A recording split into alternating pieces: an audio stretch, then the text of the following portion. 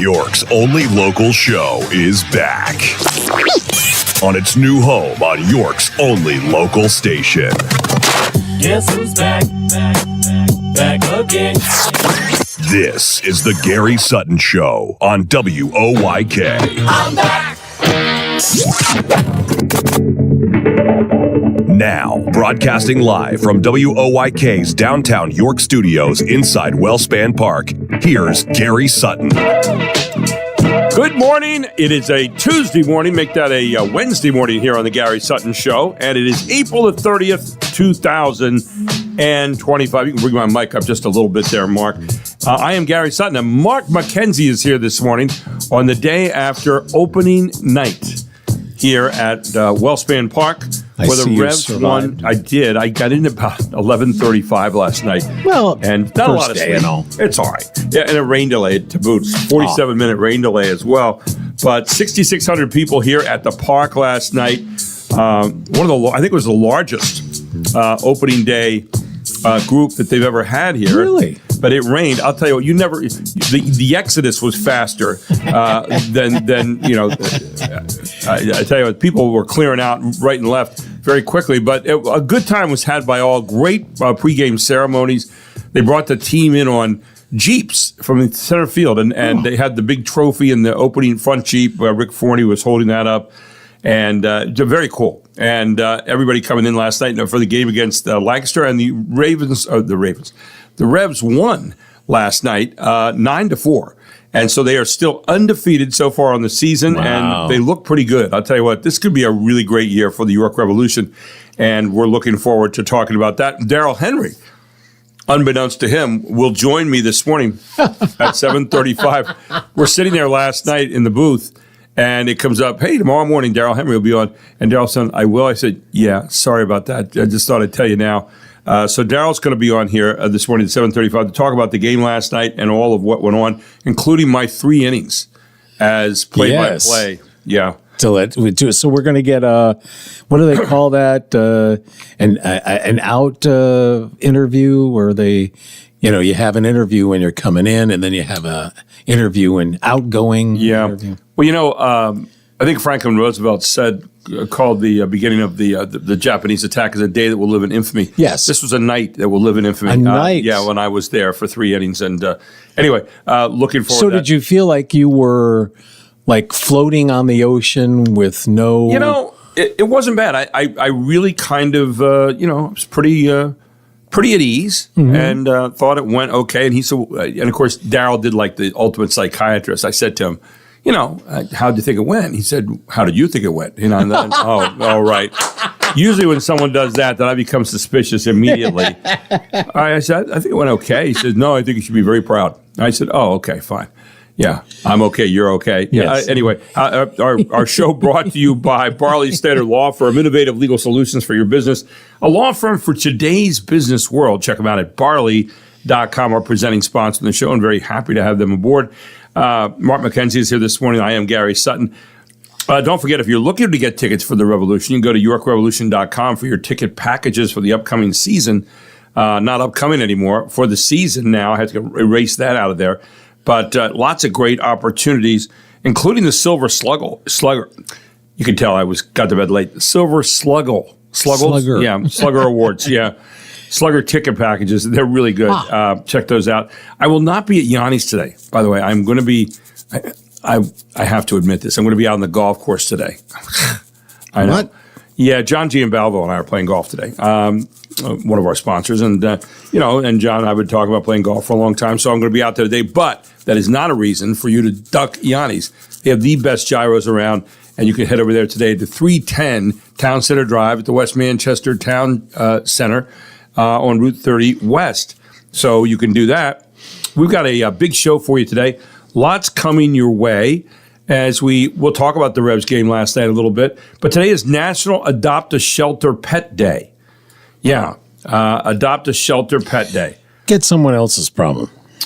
it's that's it. Pick that up. But no, there's a lot of pets that need a home. And here's the thing: is it's all like what are some people see a pet that there's an attraction, if you will, right? And you can tell right away whether it's going to be a fit. That's exactly right. And National Bugs Bunny Day. I saw that. One of the coolest cartoon characters I would say ever. If you got into Bugs Bunny, now all this. The redo since that, I don't know. But there was the original Mel Blanc Bugs Bunny was really good. Those commercials were more adult than they were kids a lot of times. And would you want Bugs Bunny to be running things? I don't know. He was he was okay sharp on his own, but right. He was taking care of himself. Yeah. 11 days to Mother's Day, 24 days to Memorial Day weekend. So that's just around the corner. It's Day of the Child. Day of the Child. Okay. It is Denim Day. Okay. It is Honesty Day. Honesty Day. Here's my honesty. I don't own any denim. I own no denim now at all. No kidding. Wow. Honest to heavens, I don't have one pair of jeans anywhere. I have at least one. Yes. Okay. But I don't wear them that often, but I do have them. So I don't have that. I've only ever owned 2 pairs of jeans like my whole life. No kidding. I'm telling you what. I was what is that about? I was a preppy golfer when I was young. There it is. We've got a brand new group coming on today.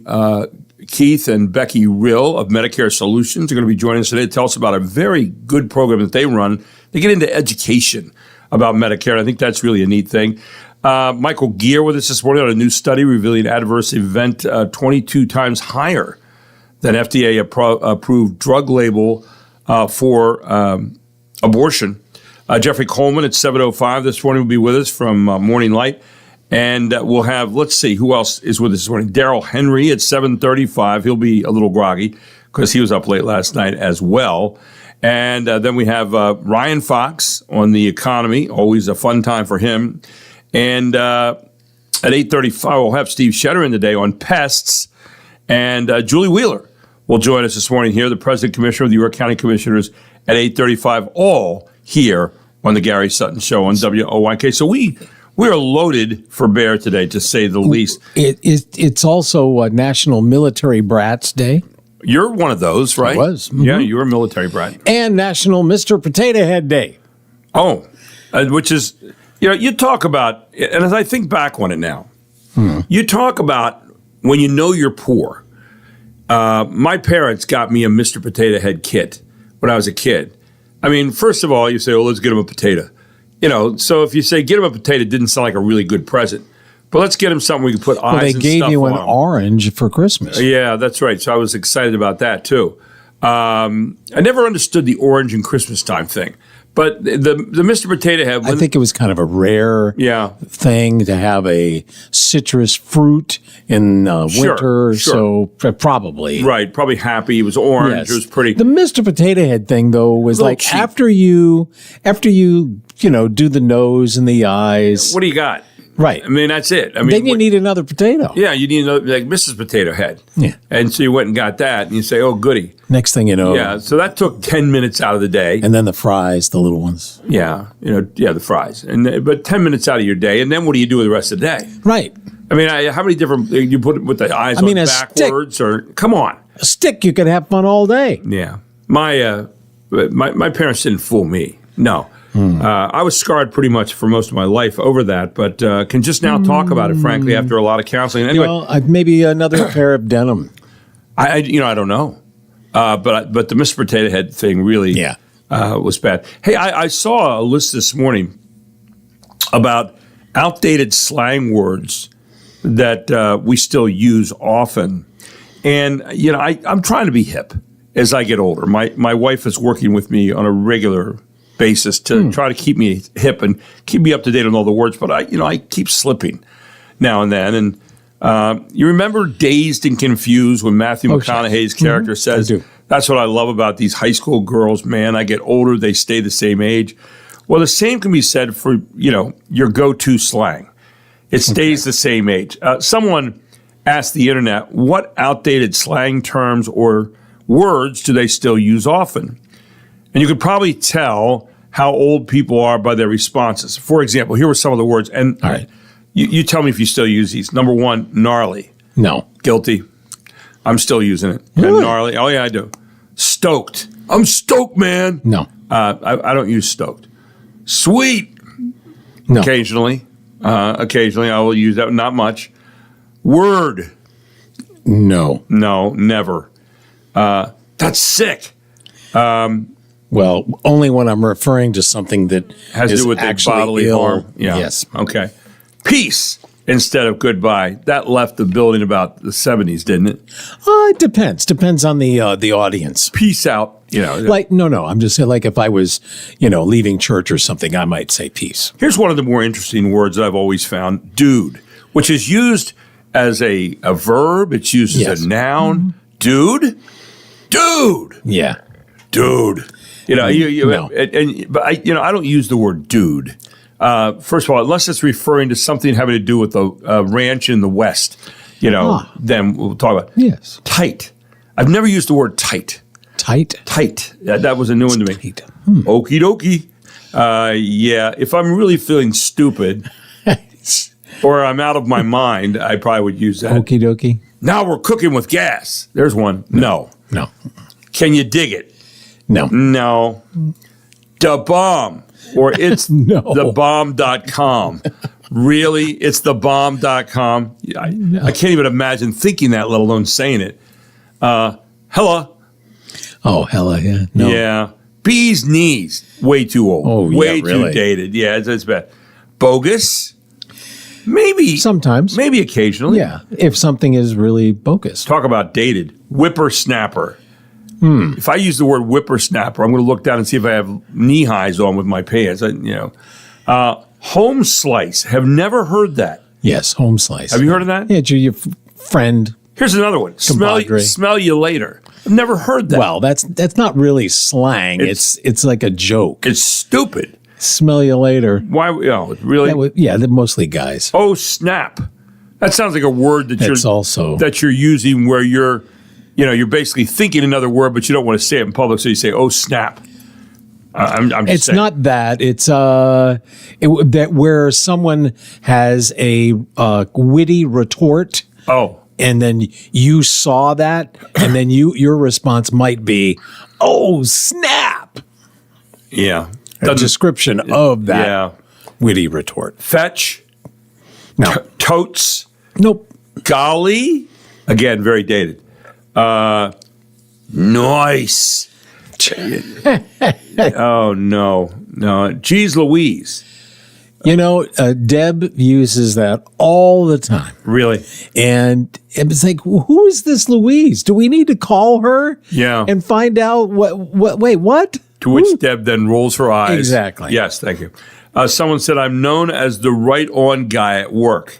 First of all, Right on, if right you have on. to tell someone how you're known at work, take a look. Someone said, I still use bruh and slay. Oh, bruh. It's yeah. cringe when I catch myself saying it, but it Cringe. just falls out. Bruh. Really? Someone said I say bananas way too much. You probably do if you said it once. Someone said I still call people cats occasionally. What? Cat? Oh, yeah. Hey, cat. A cat. Yeah, cool cat. Yeah. Someone said daddles, a Victorian era slang term for fists. Never heard that. And Me finally, neither. come on, sweetheart. Let's blow this pop stand. I mean, Are we going to use the word skidoo there also? I mean, is that really? 23 skidoo. Oh my gosh. Hey, we got to take a break and we'll come right back here. We've got a lot of things that are happening in the news and we'll get to some of that with you right here on the Gary Sutton Show on WOYK. It is a Wednesday morning. Great to have you aboard. Back with more right after this.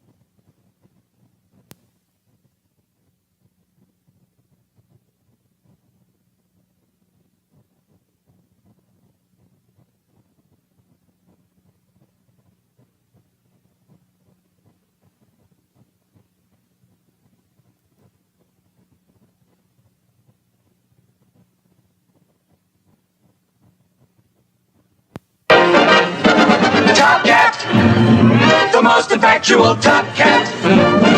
Whose intellectual close friends get to call him TC, providing it's with dignity. Top cat, the indisputable leader of the gang. It's TV show theme day, and Man. yeah, I went way back for this only because, you were using the slang of cat. So I thought, what? That sounds familiar. Like, what is it? Oh, that's right, Top Cat. And this was back, if you remember, I'm pretty sure that was in the evening hours on the network. That's back when they had cartoons. This was before The Simpsons. Family Hour, did we have? Yes. Yeah. Well, it was before that, too. It wasn't even called that. Yeah. It was only after they got rid of it, what was it, 7 o'clock? Something like that. Anyway. Something. Yeah. Yeah, something to remind you of on this day in history. All right, check Okay. this out. 86 years ago today, the year 1939, Lou Gehrig played his 2,130th consecutive game, and ironically, it was his last.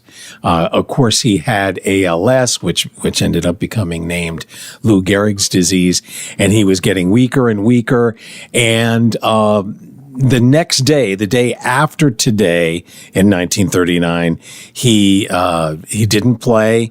I think 2 days later, they, discontinued. He didn't even have to come to the ballpark.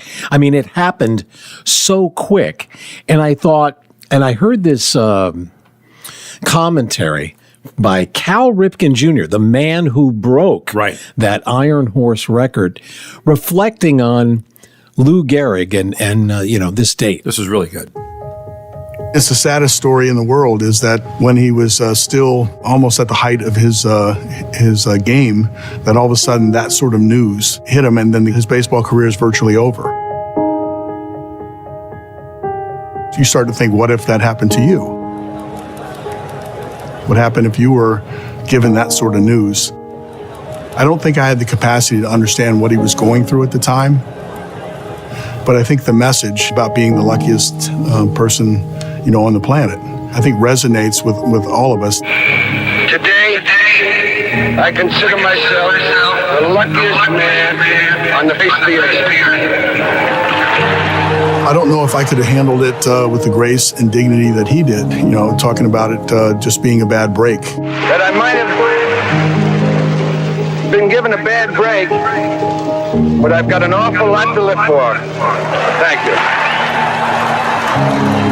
It's important, to remember Lou, not only for his contributions on the field, but his contributions off the field.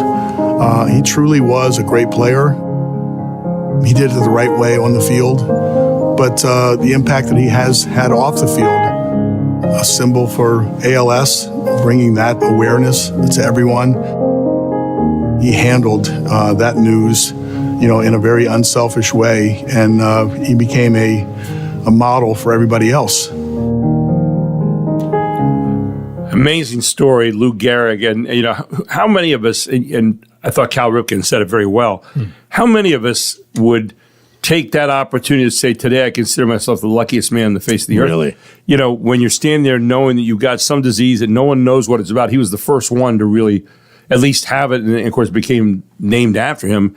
And, standing there in front of all those people, and I think Cal said it, how many of us would handle it with that kind of grace and go out there and be the face of that later on and say, I've got a lot to live for, basically. I'm doing a lot.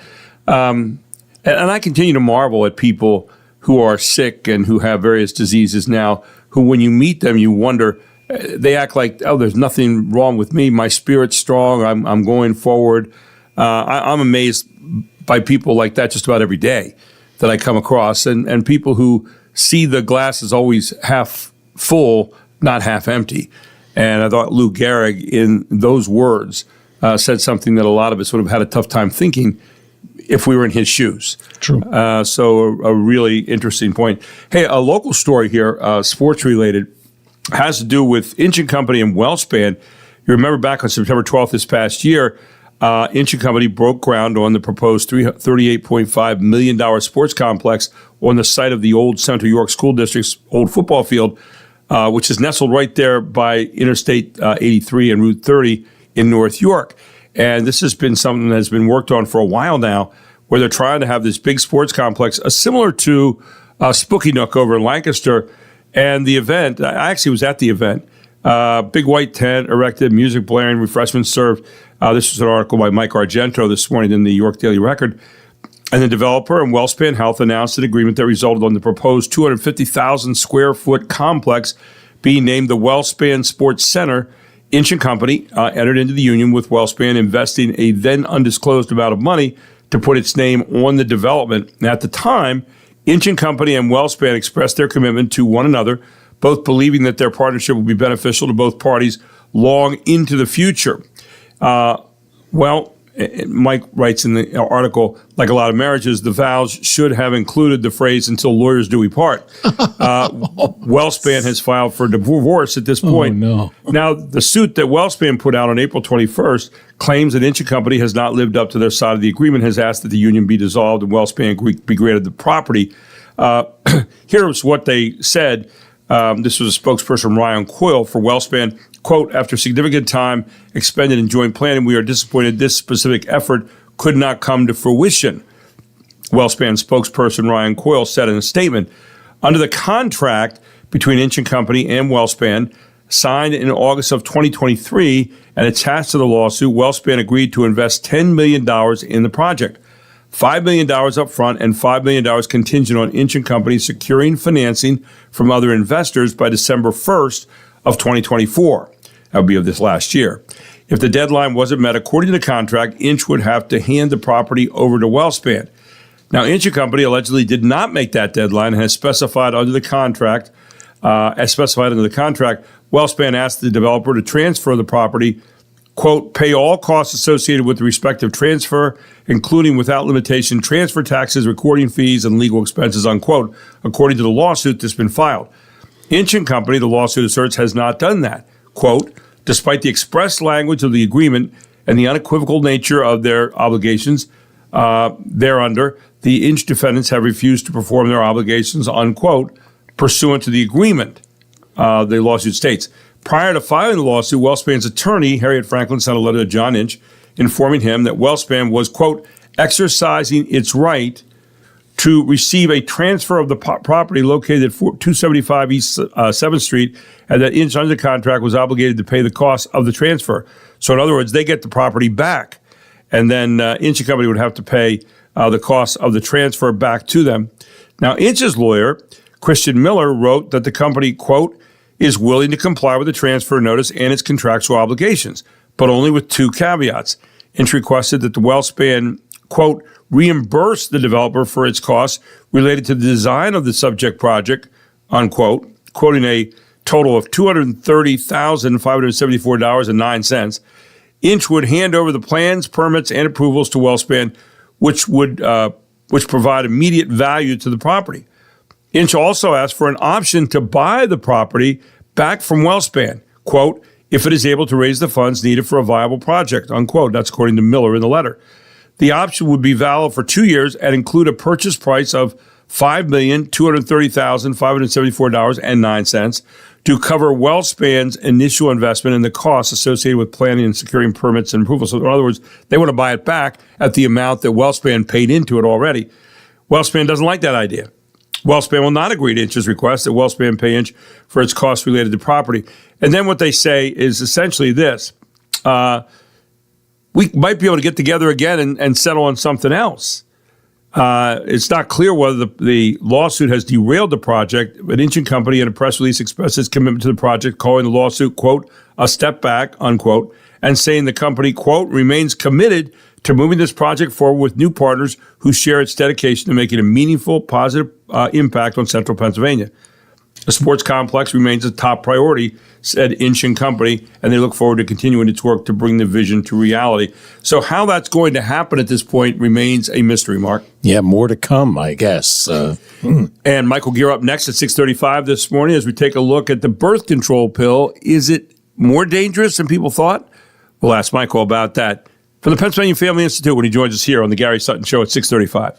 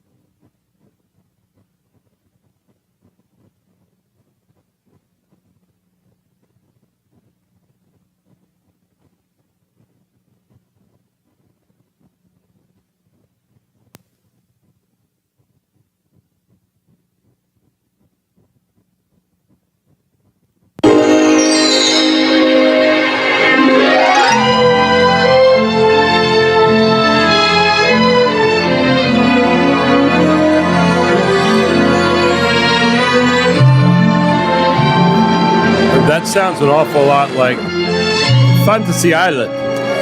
You know, I'm trying to remember. Was the plane? Was that in the theme? It was, because that's what got you thinking. I mean, flying over. Oh, there it is. There's Tattoo. Yes. The plane. It is, okay. Yeah. And then you had Ricardo Montalban. Yes. Yeah, very good. Yeah. With real Corinthian leather. You know, yeah. TV show theme Wednesday, just to break things I know. up. So Ricardo Montalban was one of those guys. Again, he's one of the few. He could read the phone book and I'd be listening. I thought he had this wonderful Spanish dialect, and he was very cool. He had also one of his legs, I think, was shorter than the other. Really? Yes. So in later years, he was in like the Naked Gun stuff. He was the villain in one of the Naked Guns. And if you watch, he's kind of teetering back and forth when he walks.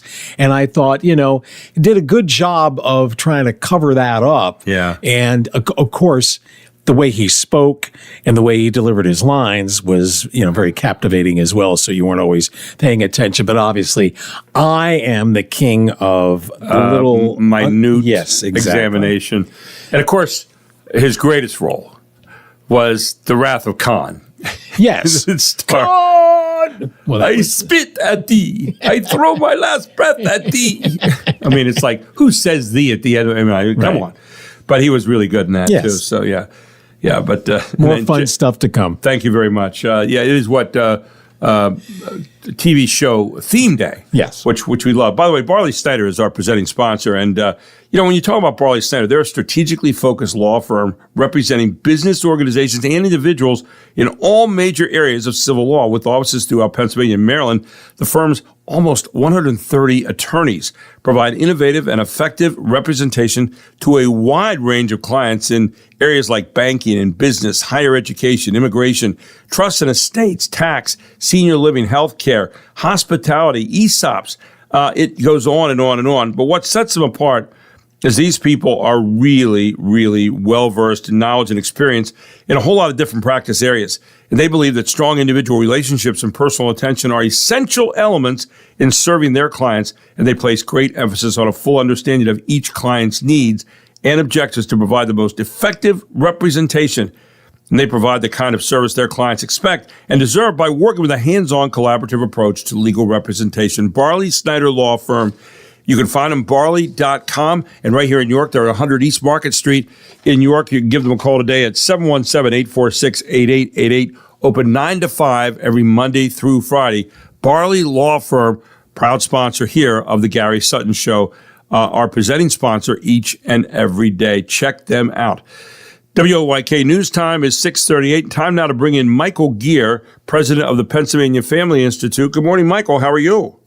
I'm doing well. Thanks for having me on. Michael, great to have you on. You sent me a piece yesterday that was really interesting from the EPPC press release, and it says, largest ever study of abortion pill reveals shocking number of adverse events. Now, a lot of people haven't thought much about the abortion pill, but you have. And basically, in a first-of-its-kind study, the abortion pill harms women, is what it's talking about here. Tell me how that's so. So this abortion pill is now used in about 2/3 of all the abortions that take place nationally. And the Ethics and Public Policy Center obtained a database from the insurance industry that's publicly available data. Doesn't reveal the names or any personal information of the people in those claims. So it's a national database of insurance claims. And what they did is reviewed the statistics for more than 865,000 women from 2017 to 2023 who had used the abortion pill called mifepristone. It's made by a French company, right? Which the FDA has said is safe and effective. The company that sells it says it's safe and effective, and yet what this database revealed, the study of this insurance data, is that almost 11%, almost 11 out of 100 women who take this abortion pill encounter very serious side effects, adverse reactions that take place as long as 45 days after. Things like sepsis, infection, hemorrhaging, or another serious adverse event, including things like needing transfusions or having an ectopic pregnancy which threatens their life, or cardiac events. So many different things, and this is way beyond what the government and what the company, the FDA, and the company says. They say it's safe and effective, no more dangerous than Tylenol. But yet we find that there's this rate of adverse reactions, serious adverse reactions, more than 22 times higher than what the FDA and the company say.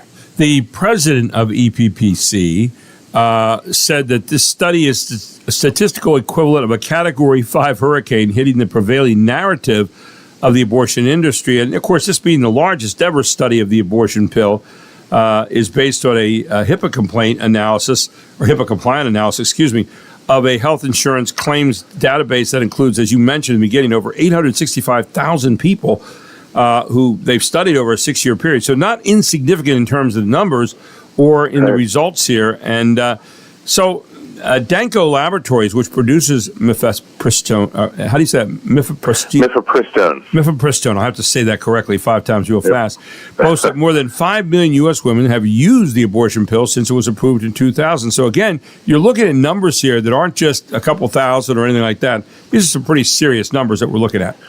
So it's an absolutely serious number, and again, when we're talking about what this insurance data revealed, so the insurance data, reveals that let's say a woman takes this pill, this chemical abortion, and then ends up within 45 days, sometimes, the next day or a few days later, other times because of infection or sepsis that sets in because a portion of this dead baby remains inside the woman. She gets infected, show up at the emergency room or go to the hospital.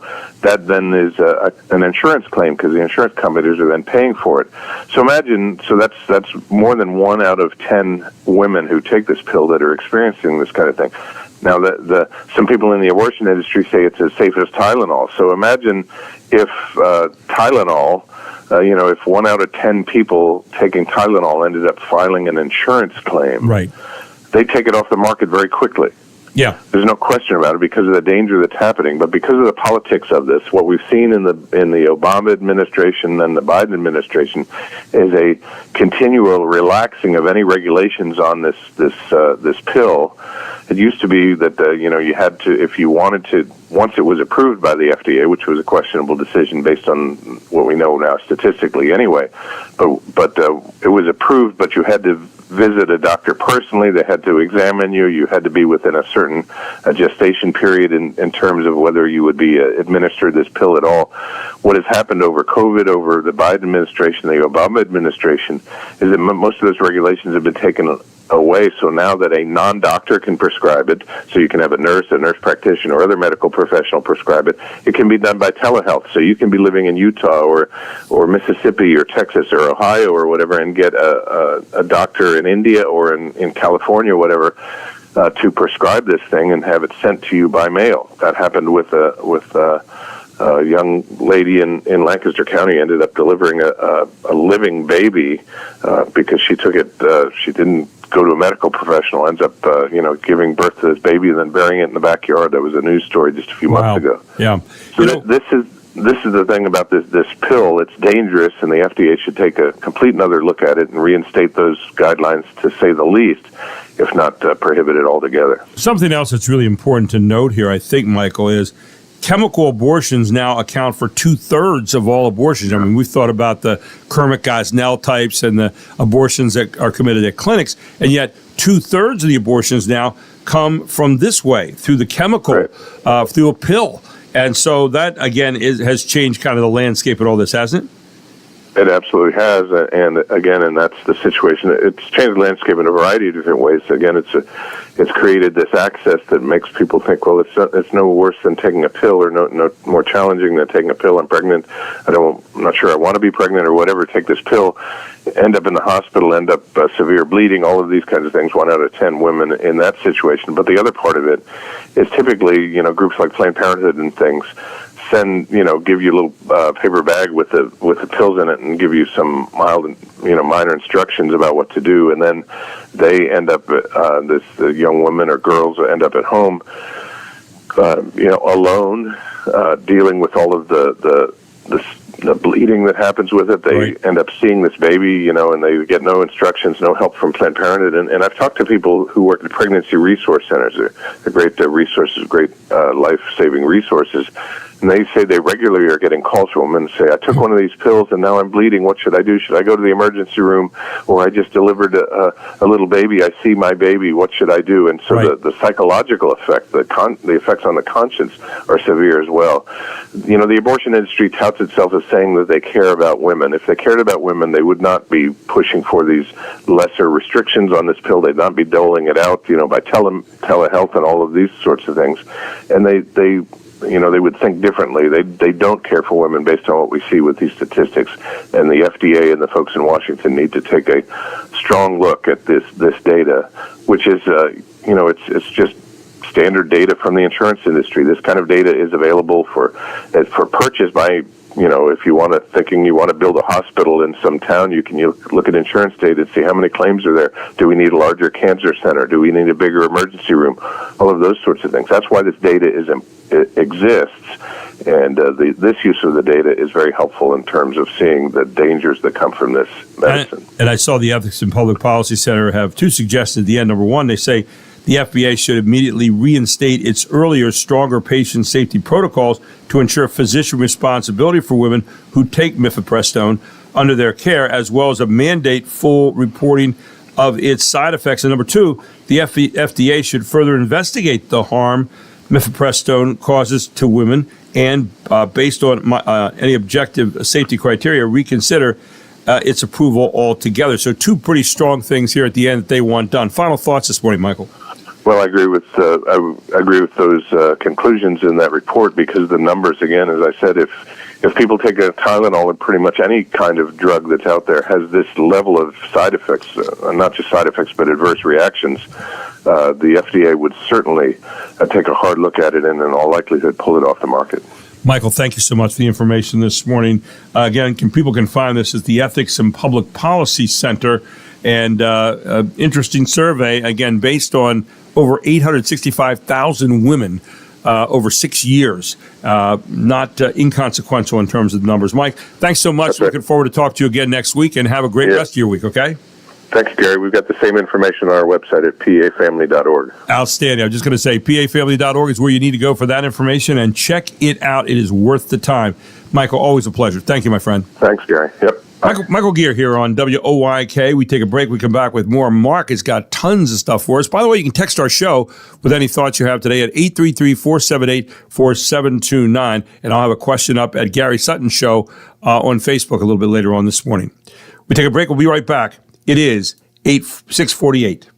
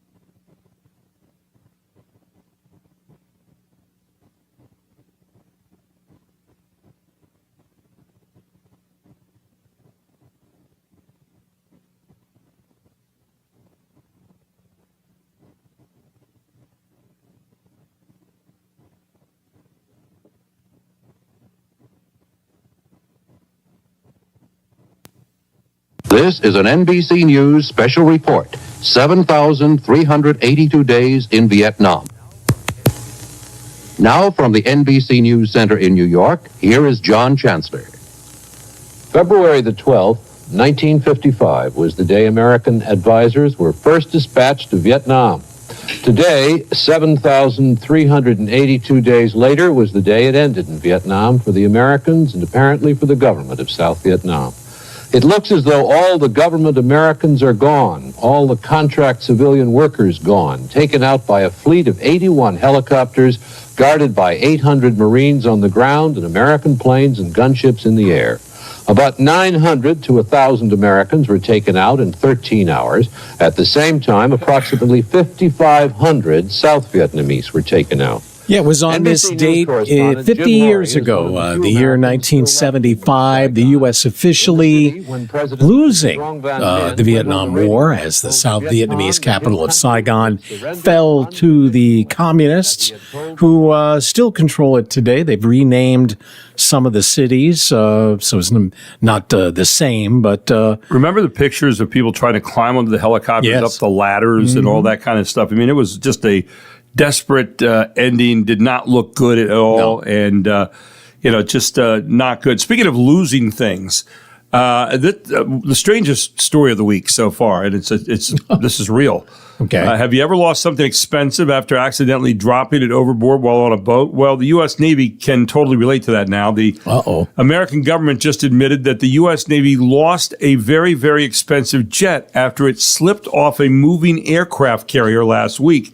And get this, the jet was worth $60 million to $70 million. Ouch. The Navy says it was an FA-18 Super Hornet fighter jet, which rolled off the USS Harry S. Truman after the ship reportedly came under fire from Houthi rebels from Yemen.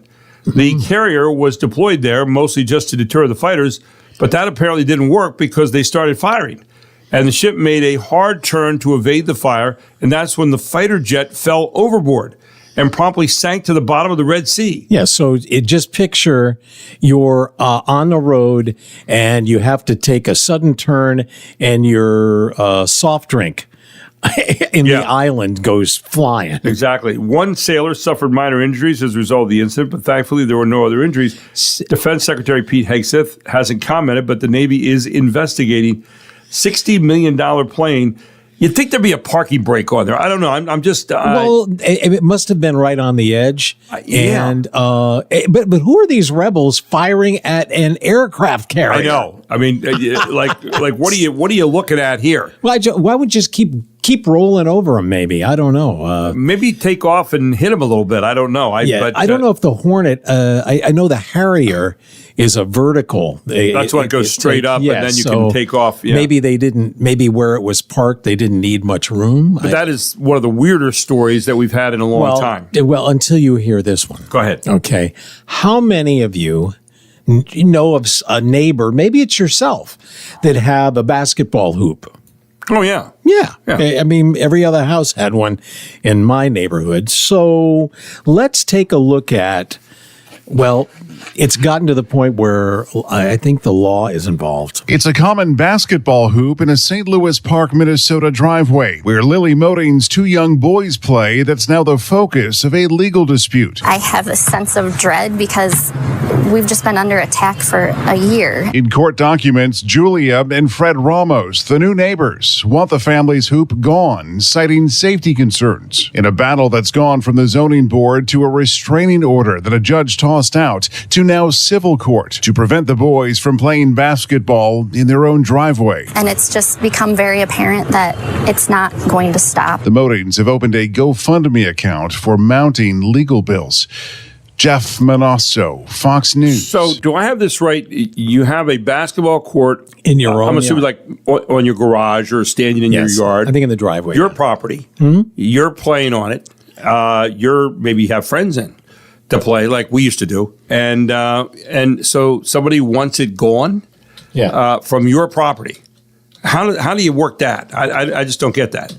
How you can possibly ask somebody to take that off their property for some reason. Yes. I mean, what reason? She basically says it's too close to her property line, and that's what she's worried about. Somebody's getting older. Somebody's going to get. Somebody's getting older. Somebody's going to get hurt, and she's afraid that she's going to end up being responsible. Get a grip. Come on, enjoy the kids outside playing basketball. They're not out doing drugs or something else. Come on, let it go. But then, if you think that's a problem, check out in another state, not nearby, Alabama. An escaped kangaroo is back home after snarling traffic on Interstate 85 between Montgomery and Auburn. Alabama state troopers helped wrangle the meandering marsupial as many drivers did a double take, according to the Macon County Sheriff's Office. The runaway roo, named Sheila, escaped her enclosure at a family-owned petting zoo before going on walkabout. She was eventually tranquilized with a dart. Sheila was treated at Auburn University College of Veterinary Medicine before being returned home. Tom Graham, Fox News.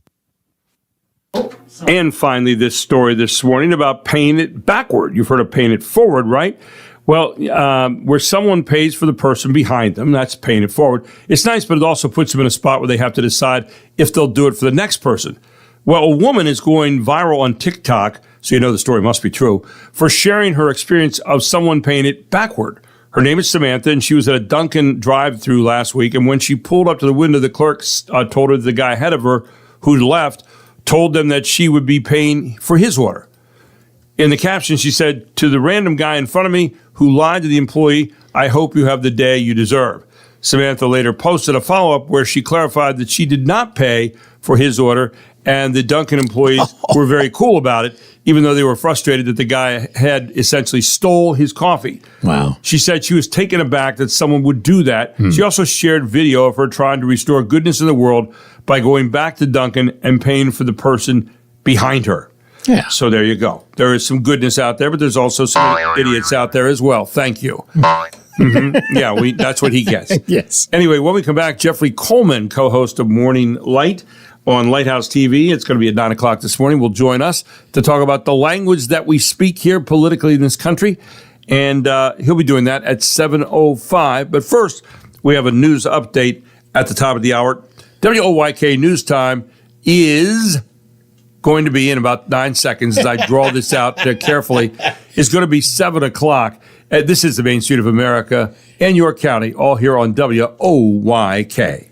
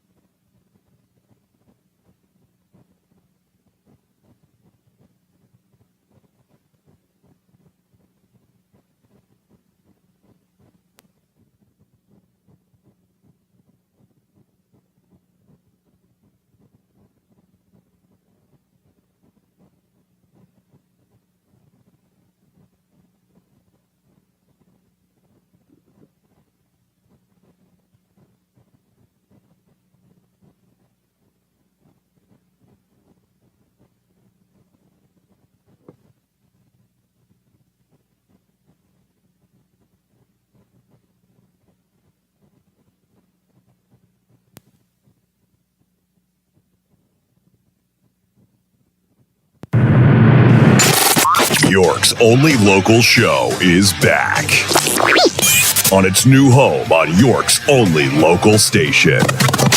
Guess who's back? Back again. This is the Gary Sutton Show on WOYK. I'm back.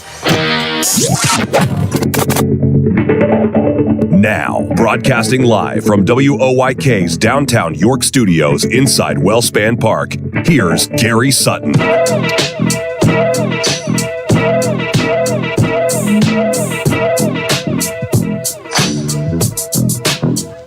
And welcome back to the Gary Sutton Show here on WOYK, the main street of America. And so proud to be here on the main street of America every single day with you.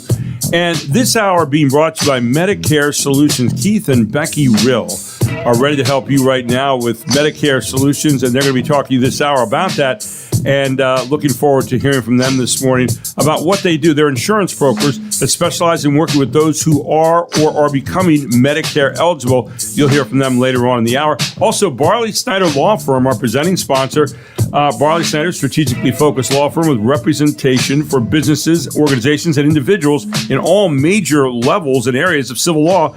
You can check them out at barley.com. Gary Sutton, Mark McKenzie with you here on a Wednesday morning. Let me know that the food holidays for today, National Oatmeal Cookie Day.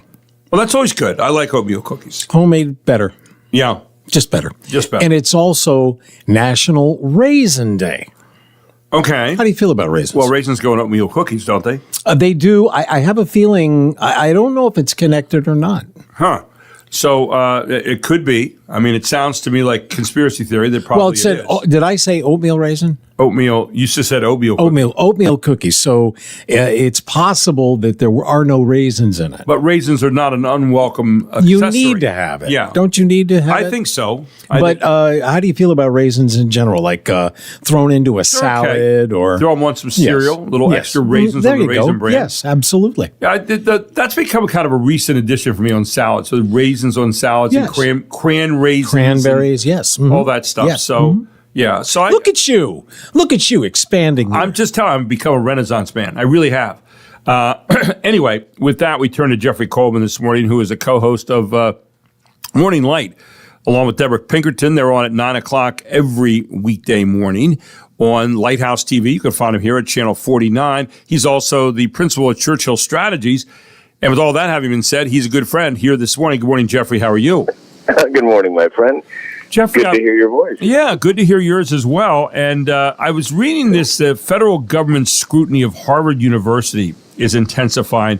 They got these internal reviews they're doing. They were released yesterday by the Ivy League school, found evidence of Islamophobia and anti-Semitism on its campus.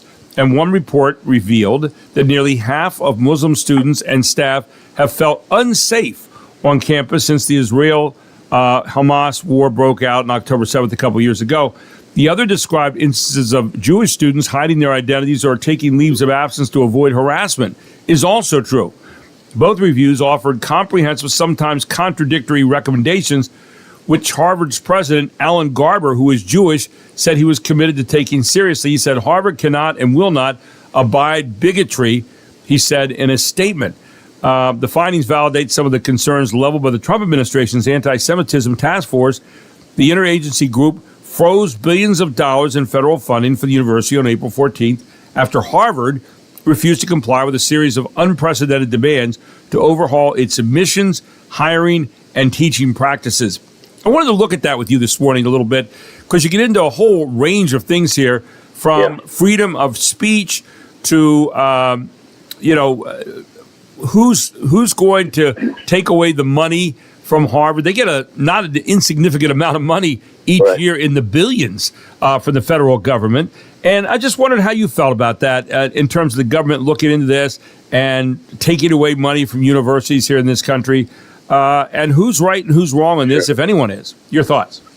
Well, I guess I have to give some context to where I come from. I mean, I graduated from Liberty University, and I think one of the biggest recruiting tools for schools like Liberty was to always mention Harvard, Yale, Princeton, Brown, Columbia, all the Ivies, and almost like a clock once a year we would we would revisit what the mission statements of those schools were at one point in time, and then compare it to some absurdity that the school is engaging in today. Even with all that, though, when your son or daughter gets into Harvard, no matter how progressive or woke the school has become, it's the badge of honor for conservatives and kind of everyone else, because you want your child to grow up to go to the number one school in the country.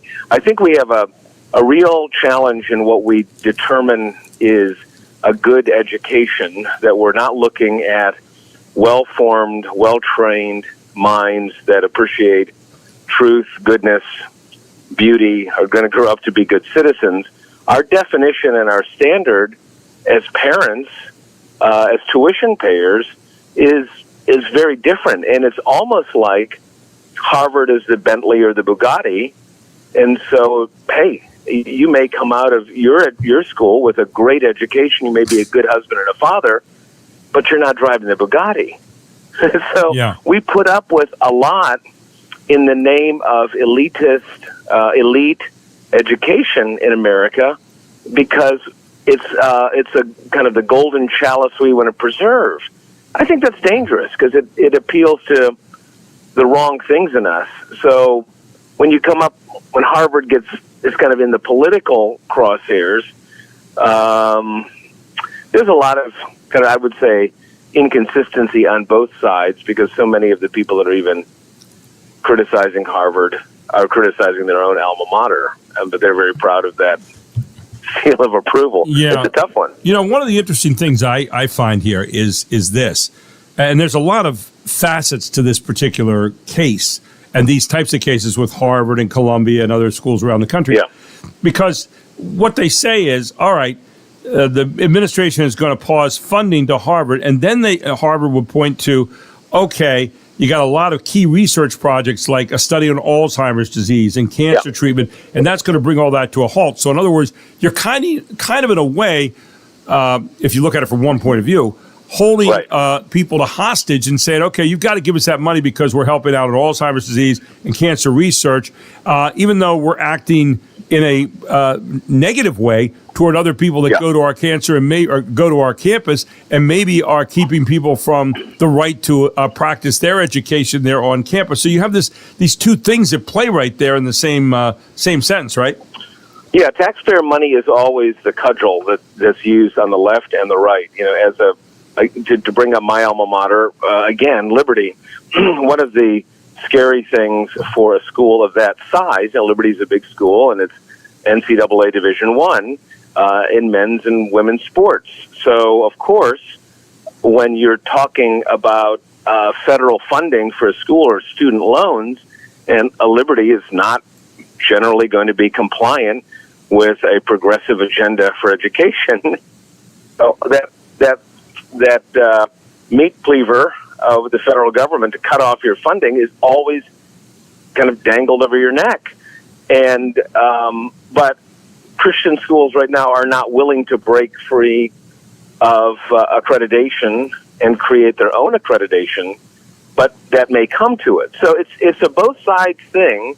I think it's in one sense, this is a very good headline maker for politicians. This usually it's a point of negotiation. Get the grassroots fired up, and then let's cut a deal. Because again, most of these people, Ted Cruz went to Harvard. Josh Hawley, I think, went to Harvard. These are still the people who are running our country. They don't want to destroy the credibility of their own institutions. So I think I would love a more honest conversation, about what is actually the goal, because you're not going to turn liberal, progressive schools into conservative bastions of free speech. Right. It's just not going to happen. Well, so should we be in the first place? And to what level? Yeah, and so hundreds of college presidents have publicly backed Harvard's refusal to comply with the demands of the Trump administration. Garber has argued the scope of the White House directives makes clear the Trump administration doesn't want to address anti-Semitism in a cooperative and constructive manner, quote unquote. They went on to say, quote, Although some of the demands outlined by the government are aimed at combating anti-Semitism, the majority represent direct governmental regulation of the intellectual conditions at Harvard. He wrote in a public statement on April 14th, quote, "No government, regardless of which party is in power, should dictate what private universities can teach, whom they can admit and hire, and which areas of study and inquiry they can pursue." Now, you could look at that and say, okay, that's fine, but then don't expect public money to come and support your private institution, right? You sure can. And the idea of academic freedom living at a Harvard or a Yale or a Dartmouth or a Brown or a Columbia is kind of silly. I mean, because this has been the reverse threat for institutions has been, if you are not complying on certain ideas about race or gender or human sexuality, you're not going to be able to access funding. So it's not. I think it's a dangerous thing, though, when institutions are so reliant on federal or even state funding. If you want a school that is free from that, then you've got to look at a place like Grove City. This is a school that has survived Supreme Court cases, does not take or accept government money, and they're pretty free to teach what they want to teach. But it comes at a price, and that is, do you want to get a great education at Grove City, or do you want to drive the Bugatti and go to Harvard? And in some cases, people choose the luxury status symbol over the kind of education that you probably would have gotten at Harvard 100 years ago. One final question on this morning, Jeff. So if you have a university, let's say they're private, let's say they get away from any kind of public funding from the government, but they are treating people poorly on their campus. They are allowing people to be persecuted, if you will. I hate to use such a big word, but I'll use that for a moment. Then who is there to govern over that? Is that just simply a matter of, well, if you don't like that, don't go here? Or is there, what authority then is there? Because we're very careful about freedom of speech in our country. We want to guard unpopular free speech, and yet at the same time, free speech comes with responsibility of allowing others to practice their free speech too on the same campus. So who do we turn to in those moments then to make sure that there is some level of decency if there is not by a private school? I guess I want to be careful that no matter who is president, that the president or the cabinet, the Secretary of Education, is not the one determining what the standard is on a college campus. I just think that's a very, people might feel very confident if you're a conservative that there are conservatives leading the departments that have oversight over universities. Right.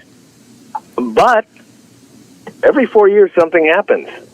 And you don't want that surprise to say, well, wait a second, why did we give you this oversight authority to determine what speech is? Students need to be protected. Their civil and human rights need to be protected on campus. There should be zero tolerance for racism and anti-Semitism and anything but look, people will feel uncomfortable on college campuses when they're exposed to ideas that they didn't grow up with. There should be a level of discomfort when you're having a proper debate, a civil debate on campus, but you shouldn't obviously be harmed or threatened in any way. We came back to the idea, too, of just common decency says, hey, you can practice your thoughts, I'll practice my thoughts, and we'll all get along together. But that's not necessarily the case anymore. To be continued, my friend. Yeah. Thank you so much for joining me this morning. Really appreciate it. Hope people will check out Morning Light today. Very quickly, what do you have you're talking about today? This morning we're going to be talking about, Gary, I just blanked. That's okay. But it's going to be a great topic. You know what? As it always is, and check it out at 9 o'clock. Due process. We're talking about due process. Oh, there you go. And, yep, big one. And looking forward to it, 9 o'clock this morning on Morning Light, on Lighthouse TV right here on Channel 49 in our local area. Always good to have you on. Whether you blank or not, it's nice to have you here, Jeff. Appreciate it. See you, my friend. Have a great day. Take care. Jeff Coleman right here on the Gary Sutton Show. When we come back, meet Keith and Becky Rill of Medicare Solutions. telling you a little bit about what they can do to maybe help some of you who are looking ahead at Medicare, all here on the Gary Sutton Show on WOYK.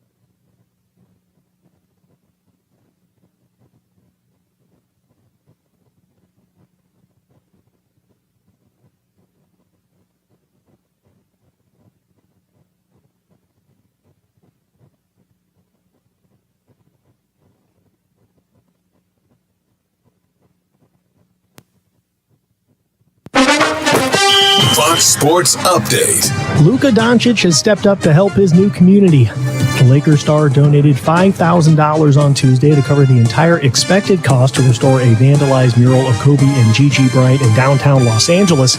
Kobe and Gigi died in a helicopter crash in January 2020, causing murals to pop up around Southern California. Doncic and the Lakers are facing elimination in their first-round playoff series. The Lakers and Timberwolves tip off Wednesday from Los Angeles at 10 p.m. Eastern, with LA one loss away from heading into the offseason. Staying in the NBA after the NHL knocked its replacement for the All-Star Game, the Four Nations face-off, out of the park. The NBA is holding discussions with NBC for a, quote, international competition for next year's exhibition in Los Angeles that, according to The Athletic, Commissioner Adam Silver told the publication in part, quote, given the strong interest we've seen in international basketball competitions, most recently in last summer's Olympics in Paris, we're discussing concepts with the Players Association that focus on NBA players representing their countries or regions instead of the more traditional formats that we've used in the past. The NBA turned this year's All-Star Game into a 4-team tournament. They'll be moving away from the format. And in NFL news, George Kittle is staying in the Bay Area. Kittle signed a 4-year extension with the 49ers today that makes him the highest paid tight end in NFL history. What's up, guys? George Kittle here. How you doing? I'm doing great. We got that 4-year extension. Going to be your plus 10 years. Have a good one. A lot of good times. Get the faithful fired up. That sound was courtesy of the Niners. Kittle was entering the final year of his contract and said the 4-year deal is worth just over $76 million with $35 million guaranteed at signing. In his 8 years in the NFL, Kittle has gone over 1,000 yards receiving 4 times, which is tied for the second most all-time for a tight end, trailing only Chiefs star Travis Kelce. For more scores, stories, and features, go to foxsports.com. I'm Joe Morgan. Get more on the Fox Sports app and foxsports.com. And welcome back to the Gary Sutton Show on WOYK, the main street of America and York County. And one of the things we love in York County are people who are going to educate us about some pretty important stuff like your Medicare solutions. A lot of people getting into Medicare right now. We know we have a great number of people who are baby boomers, and we need to have people that can tell us what's going on. And Keith and Becky Real just might be those people with your Medicare solutions. Good morning, Keith and Becky. How are you? Good morning. Good morning. Good morning. Good to have you both on this morning, and welcome to our show. And they're the newest sponsors here on our show. But wanted you to tell people a little bit about your business this morning, your Medicare solutions, because the two of you are on kind of a mission here to really educate people in the county, which makes you a little bit different. Tell us a little bit about what you do and how your insurance brokers that specialize in working with those who are or are becoming Medicare eligible. Absolutely. Well, we are really big on education because we know it is a confusing thing for many, probably most. So what we really focus on is teaching people what Medicare is, how it works, and then the options that are available for them, since it is not a one-size-fits-all. And we really love our community. We're very involved in our community. We grew up here, and we just really want to do right by those who become Medicare eligible in York County and beyond, to just make sure that they're getting the health care that they need and they deserve. Keith, what makes you different in that regard? You know, there are a lot of people who might say the same thing, but this is a little bit different. You go really about the education approach first. Talk a little bit more about that. Yeah, I think when people are looking at retirement or approaching that magic age of 65 when they become Medicare eligible, it can be a really intimidating thing to go through that in terms of the complexity of the Medicare health insurance space and whatnot in there. So what we try to do is we want to sit down face-to-face with our clients and actually explain in a very simple and easy to understand way about Medicare and about their options under the Medicare health insurance plans. And it's also important, I think, that we want to listen to what their needs are, especially to make sure that we understand what kind of health insurance coverage that our clients might need. So it's really a two-way, face-to-face conversation. We're educating them about Medicare, but they're also, of course, educating us about what their needs are specifically. On your website, your-medicare-solutions.net, you talk about peace of mind, best plans for you, simple enrollment. Becky, what are you going to be talking about here as we educate people in future episodes here with you both? We know that probably the biggest concern for our county and beyond with our seniors is prescription drug costs.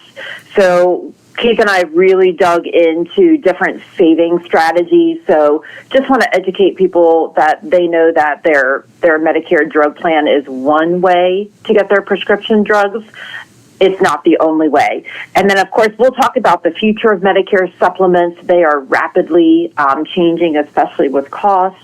We'll hit on Advantage plans, the pros, the cons. So just some basic things of questions that we are asked every single day by our clients, where to try to simplify it for them and take that confusion away.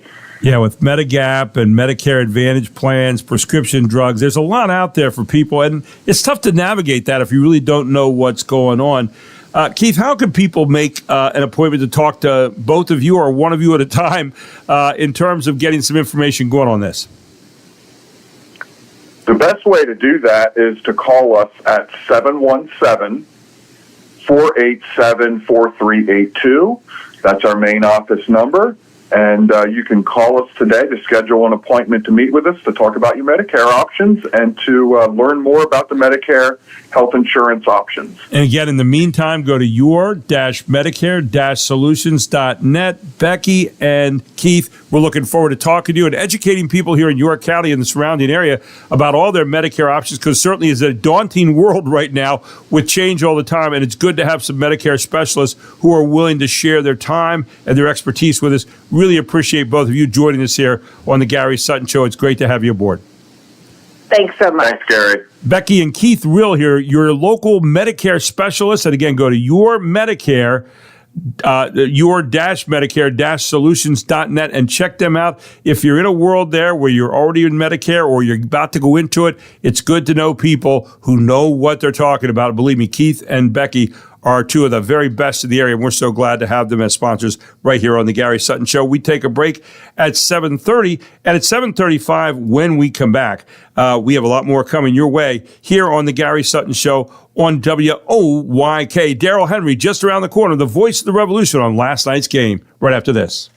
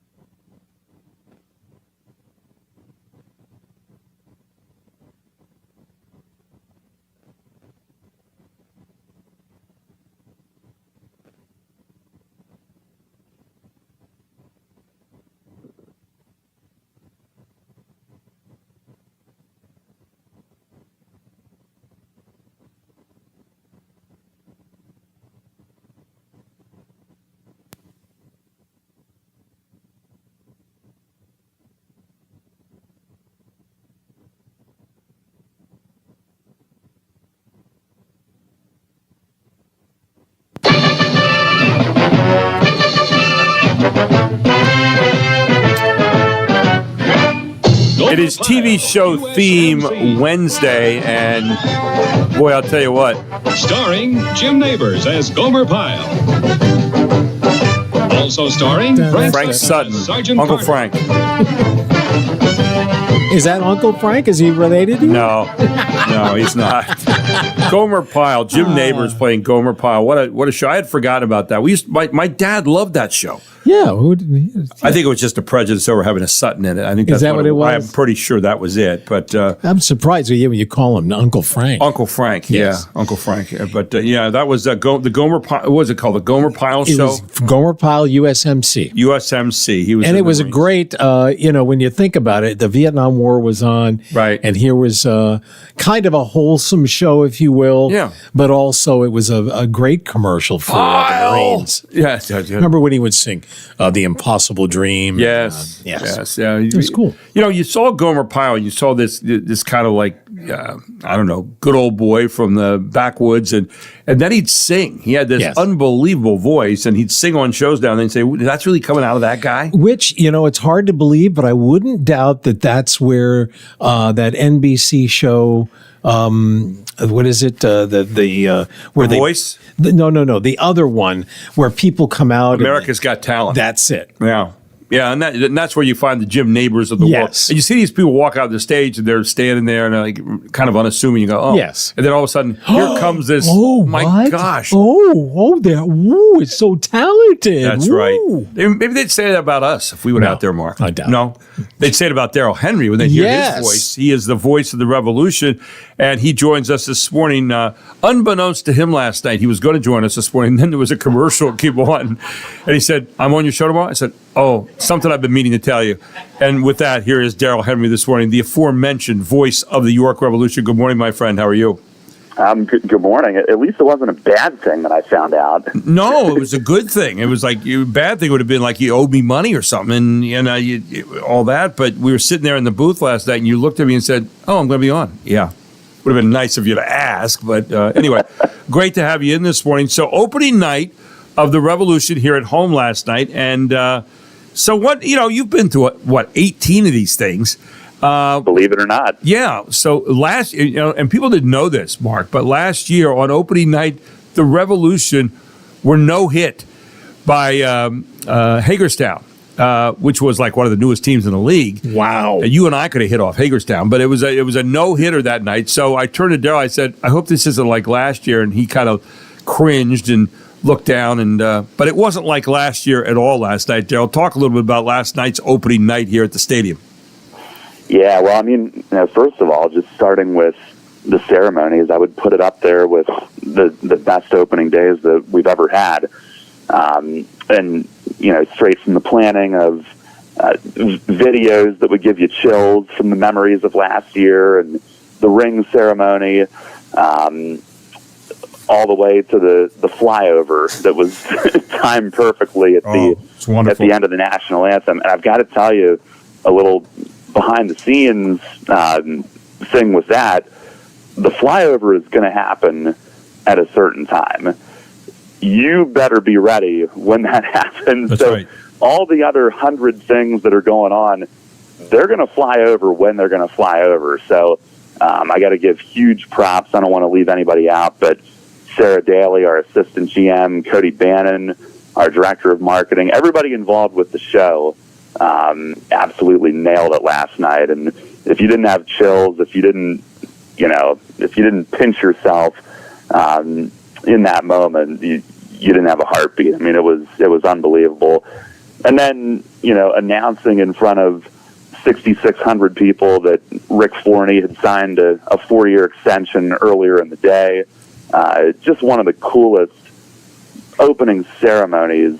Obviously you're celebrating the championship, so that helps, but one of the coolest ones that we've ever done. And then the game didn't disappoint. I'll tell you, we didn't plan on a 47-minute rain delay, and including that, the game taking about 4 hours. That wasn't part of the script, but the Revs got the win. It's an offense that, is going to, I think, put pressure on teams every single night.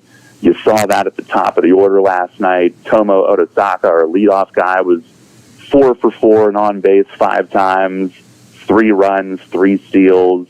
So the Revs doing what they do, had 5 steals as a team, and off to a 4-0 start for the first time since 2014. And a 1-2 punch there is Odasaka and Jalen Miller, who went back-to-back getting on base 3 times during the course of the night last night, twice back-to-back hits, another time a walk and a back-to-back hit. When they get on base, though, good things start to happen. They pulled off a double steal in there as well, and I thought they were dynamite.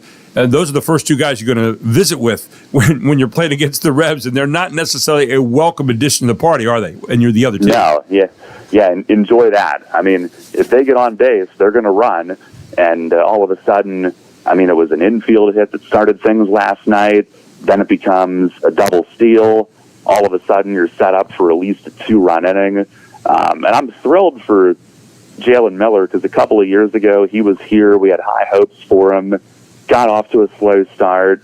Another guy was on his way in, and they had to make a roster decision, and they actually parted ways with him. But, he had a chance to go and play every day at the team that he went to, and he left on good terms. So he's a talented player, former 3rd-round pick out of high school to the Giants. So, he comes back this year, and I think he has a chance to have a huge year, hitting second in the order behind Tomo. So if Odasaka's on base, he's going to draw a lot of attention from the pitchers. Jalen's going to get good pitches to hit, and he's also got some really formidable hitters behind him. So he's in a great place in that lineup. I think it's a little bit different lineup than it was last year. We had a lot of home runs last year, but a lot of strikeouts. I think this year's team, it's early, but I think they have a chance to be more of a gap-to-gap doubles type team that still steals a lot of bases, gets a lot of walks, and maybe puts the ball in play a little bit more so. And they did that last night, and good things happened. Yeah, to be able to steal bases, you have to get on base. And I'll tell you what, they were singling and doubling all over the place last night. These are really sharp hitters. I mean, short swings in some cases. They have some power, but by the same token, they manage to get on base. They hit in the gaps a lot. They're fast. They can run out and leg out some infield hits. I think they're really an exciting team to watch. And that was my first time seeing them in regular season. Now, I saw them preseason a little bit, but I'm really impressed with the type of ball they play. It's exciting. You talk about Rick Forney getting a new 4-year contract, and he's got them running all the time. I think we're up to, 17 steals here over 4 games. That's pretty incredible. And you and I were talking about it last night on the broadcast, that it makes you play differently if you're the defensive team in the infield, where you might normally play in the hole, in your normal holes. You realize they're going to be stealing, so you're crowding over toward the bases, trying to keep close to the base, not getting big leads. And it does really get inside your head a little bit, doesn't it? Oh, absolutely. And certainly between pitcher and catcher. And it's harder nowadays, and this takes nothing away from the totals that York's putting up. They're taking advantage of a new style of game.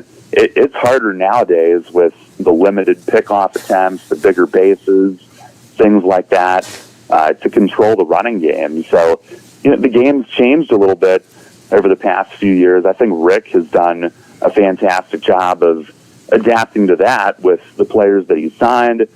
We talked about, there's younger players that the team is going after now, and, based on who's available, and he's adapted to that really well. We would be remiss if we didn't mention what a, almost secret weapon our hitting coach, Derek Wolf, is. And I'll tell you, if people had the opportunity to see the work that he puts in from 9:30 in the morning or whatever, when he first gets to his office with scouting reports and spending hours after hours in the cage with anybody who wants it, the guy is just a guru.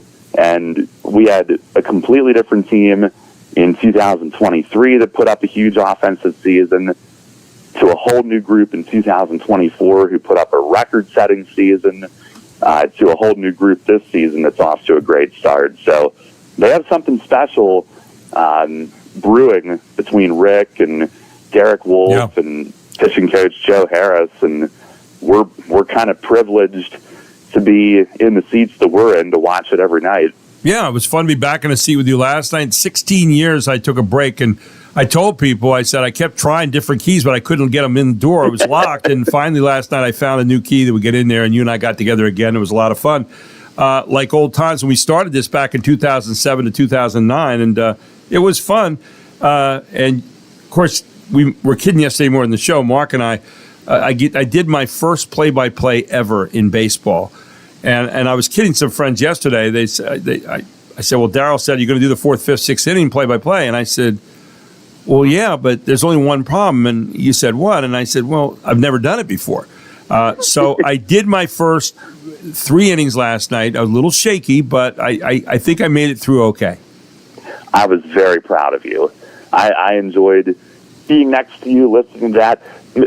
Baseball is so different. I know you've done basketball and volleyball, football, God knows what else, tiddlywinks, I don't know. But baseball is such a different, there's a different pace to it. Yeah. You're filling time in a different way. And I was thrilled with the job that you did last night. It was so much fun to be there and be part of that with you. So I think you should feel great about it. Well, it's a work in progress, but I'm sitting there and I'm not blowing smoke at you when I tell you this. You know me well enough. But we said yesterday morning, I will tell you to your voice right now, not to your face, because we're talking over the air.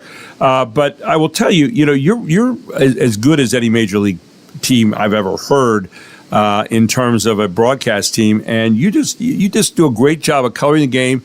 You have a little bit of sarcasm in there now and then, which I admire. I think you also, but you have a mastery of working in numbers and so forth. And I think that's one of the hardest things for a broadcaster to, figure out where to work in the right numbers and what people want to hear, and being a listener as well as a presenter at the same time. And you do a great job of that. Final thoughts this morning, Darryl. And of course, we have a game coming up tonight. Well, thank you. Yeah, tonight, looking for the second 5-0 start in team history. The team was 7-0 in 2011, 4-0 in 2014, 4-0 now this year. Tonight we'll see Tyler Palm, who was the opening day starter. He went 4 innings, 2 runs in the opener. Kind of struggled in the Fan Fest game for what it's worth, and looked a lot better. So hopefully tonight he looks even sharper in his second start. But yeah, just looking to continue what they've done and keep it going. The team as a staff had 17 strikeouts last night, so there's a really good bullpen group behind Palm waiting. And it's just early on, it just looks like a pretty completely built team. Yeah. And I can't wait to you leave one night, it's almost like you can't wait to get there for the next game. It's a lot of fun to be around it right now. I'll tell you we'll be on at 6:10. I'm looking forward to that. And Darryl, I'll be on at 6:10 tonight, and then 6:30, I guess, is first pitch. And I'm loving watching him. I can't wait to get back and see him again tonight. And just an exciting team, a lot of fun to be around, and looking forward to just having a great time tonight, bringing it all to you right here on 98.9 FM and 1350 WOYK AM as I work in a shameless promotion. And anyway, Darryl, thanks so much for joining us this morning, getting up early with us, and we're looking forward to getting together again tonight, my friend. You got it. Thank you, guys. Have a great morning. Darryl Henry, the voice of the York Revolution, right here on 989WOYK.com. We take a break. We'll come back with more right after this. We check in with John at Yanni's to see what they have for lunch today, all here on WOYK.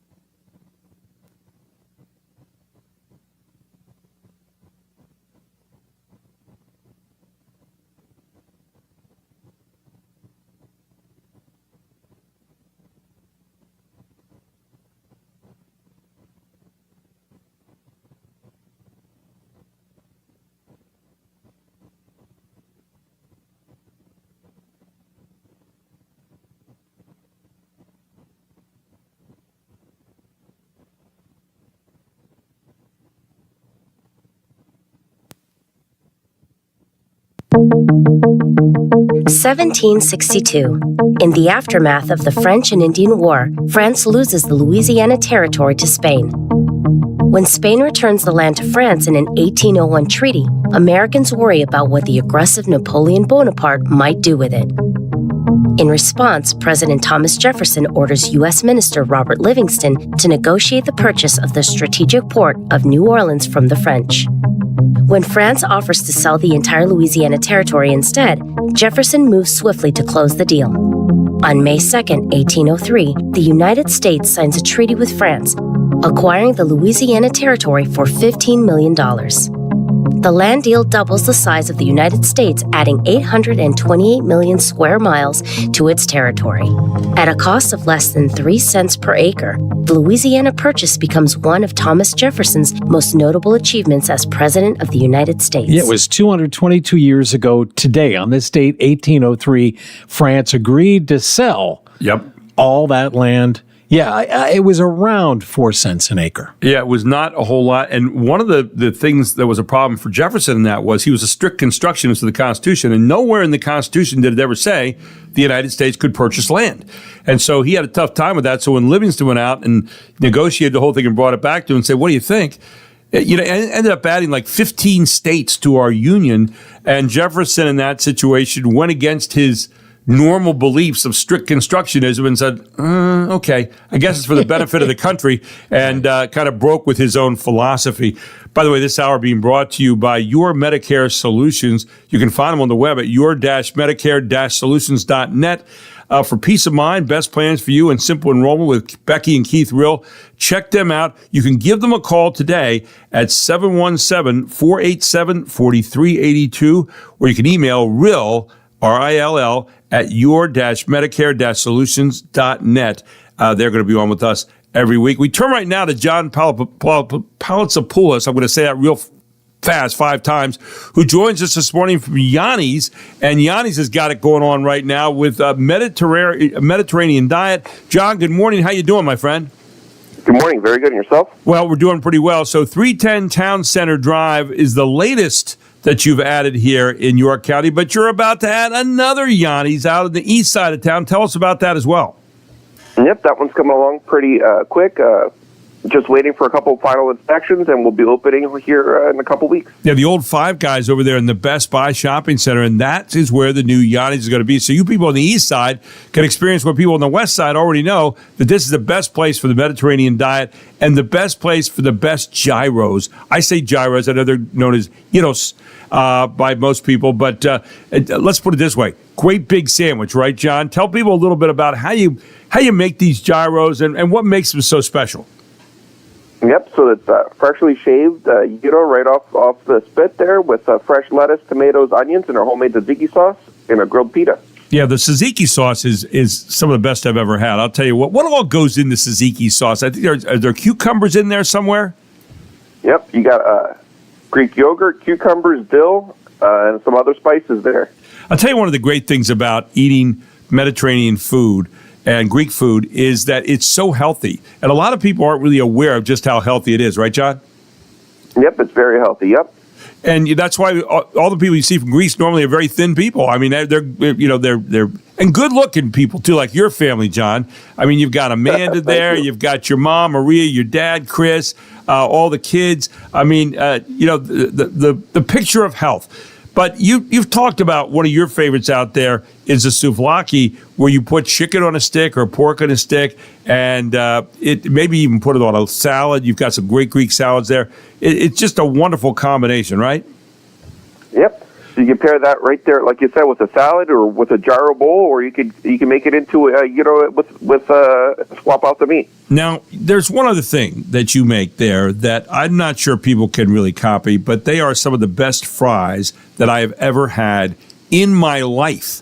And they're fresh cut fries. I call them boardwalk fries. I don't know what you call them in Greece, but I'll tell you what, they are fantastic. And you can also get them done the Greek way as well. Tell people about the choice they have in fries when they stop out at Yanni's. Yep, you either get your traditional French fry, fresh cut, or you can go Greek with salt, pepper, oregano, and feta cheese with a little lemon wedge on the side. Now, if you go out to Yanni's, here's something we haven't talked about before, John. We're talking with John at Yanni's, 310 the Town Center Drive right there in West Manchester Town Center out on Locks Road. People will go in and say, where can I get my burger? Go to Yanni's. You got great burgers out there. Tell people a little bit about the burger and your secret in making one of the best burgers, I think, here in York. Yep. So we have two different kinds of burgers. We've got your all-American traditional burger with American cheese, lettuce, tomato, and onions. And then we have the Greek burger with tomatoes, onions, and feta cheese. And the secret is we cook it on a charbroiler. Give it that outdoor, great little taste to it. And I'll tell you what, I had one the other week, and oh my gosh, it was, I felt like Muttley the dog there. I was like, I was sitting there just kind of savoring it for the moment. So, what's the main reason that people should stop by Yanni's? We've been telling them about it. I know it's one of the hottest places in York right now. But what would you tell people from your vantage point is a great reason to walk through the door at Yanni's? Try something new. We're a small family business. Give us a shot. Try, like you said, one of our gyros, or if you're not too adventurous, try a burger, and then don't leave without dessert. And if you're in a really good mood to try something adventurous, try the stuffed grape leaves, right? Yep, that's very healthy and one-of-a-kind item in our restaurant. Stuffed grape leaves. What all goes into a stuffed grape leaf, John? So that one there is one of our vegetarian options. So it's a stuffed grape leaf with rice, a little bit of dill, and a couple little spices, salt, pepper. And then we top it off with a little bit of olive oil and a lemon wedge. Ton of great reasons to get out to Yanni's right now. They have takeout. You can call them at 717-885-0710, or you can stop on by at 310 Town Center in the West Manchester Township or Town Center Mall. I'm going to spit this out, the shopping center. They're open 11 to 9 every single day. That's exactly right. They are hardworking, but I'll tell you what, when you walk into Yanni's, you're going to be met with a smile no matter what member of the family is there. And once you get met with a smile, you're going to be met with some of the greatest food you're going to have anywhere in the area, that Mediterranean style. And don't forget to check out Yanni's also when you're at Hershey Park. They're up there as well. John, keep up the great work, man. You are feeding York in a great way, and we really appreciate Yanni's and looking forward to the opening of the new place over on the east side. But keep doing the great work you're doing right now. Thank you very much. Look forward to seeing everyone. Yanni's is the place you want to go. Stop out there today, 310 Town Center Drive in the West Manchester Town Center Shopping Center, and they are ready for you today, starting at 11 o'clock to 9 p.m. Any day is a good day to be at Yanni's. Don't forget, this hour has been brought to you by your-medicare-solutions.net. For any kind of information on the Medicare, check in with Keith and Becky Rill at 717-487-4382 or go to your-medicare-solutions.net. Coming up next here on the Gary Sutton Show, busy morning we've had so far, and we're going to be visiting with a guy who's very popular right now. He is Ryan Fox of Houston Fox Financial Advisory Services on exactly what's going on with the markets. Maybe calming down a little bit, I'm not sure. Then Steve Shetter on pests, and finally, Julie Wheeler, our President Commissioner of the York County Commissioners, all straight ahead on the Gary Sutton Show. It is 8 o'clock.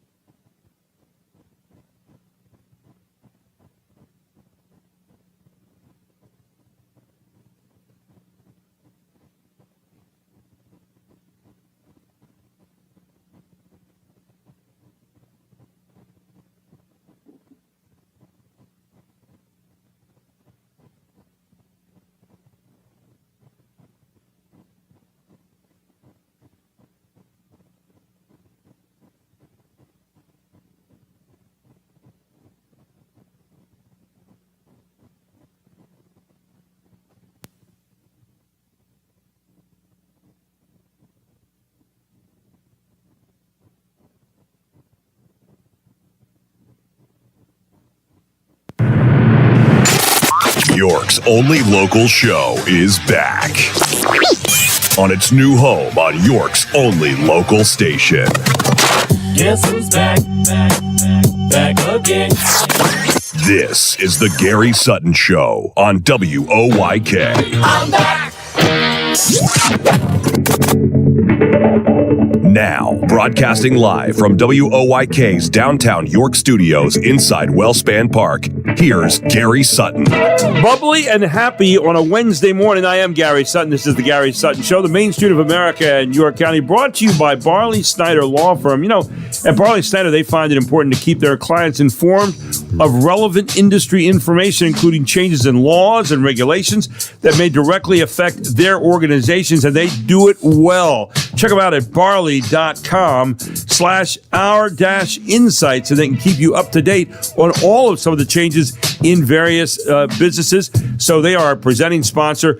But this hour also brought to you by TES, Total Exterminating Services. Steve Shetter and the people over there are ready to help take care of the pests that come around, especially this time of year, from bed bugs to termites to ants. They are ready to jump on those. They have free inspections, and then you can give them a call at 717-951-3868 and get them out there. Steve's going to be talking about pests later on in the hour.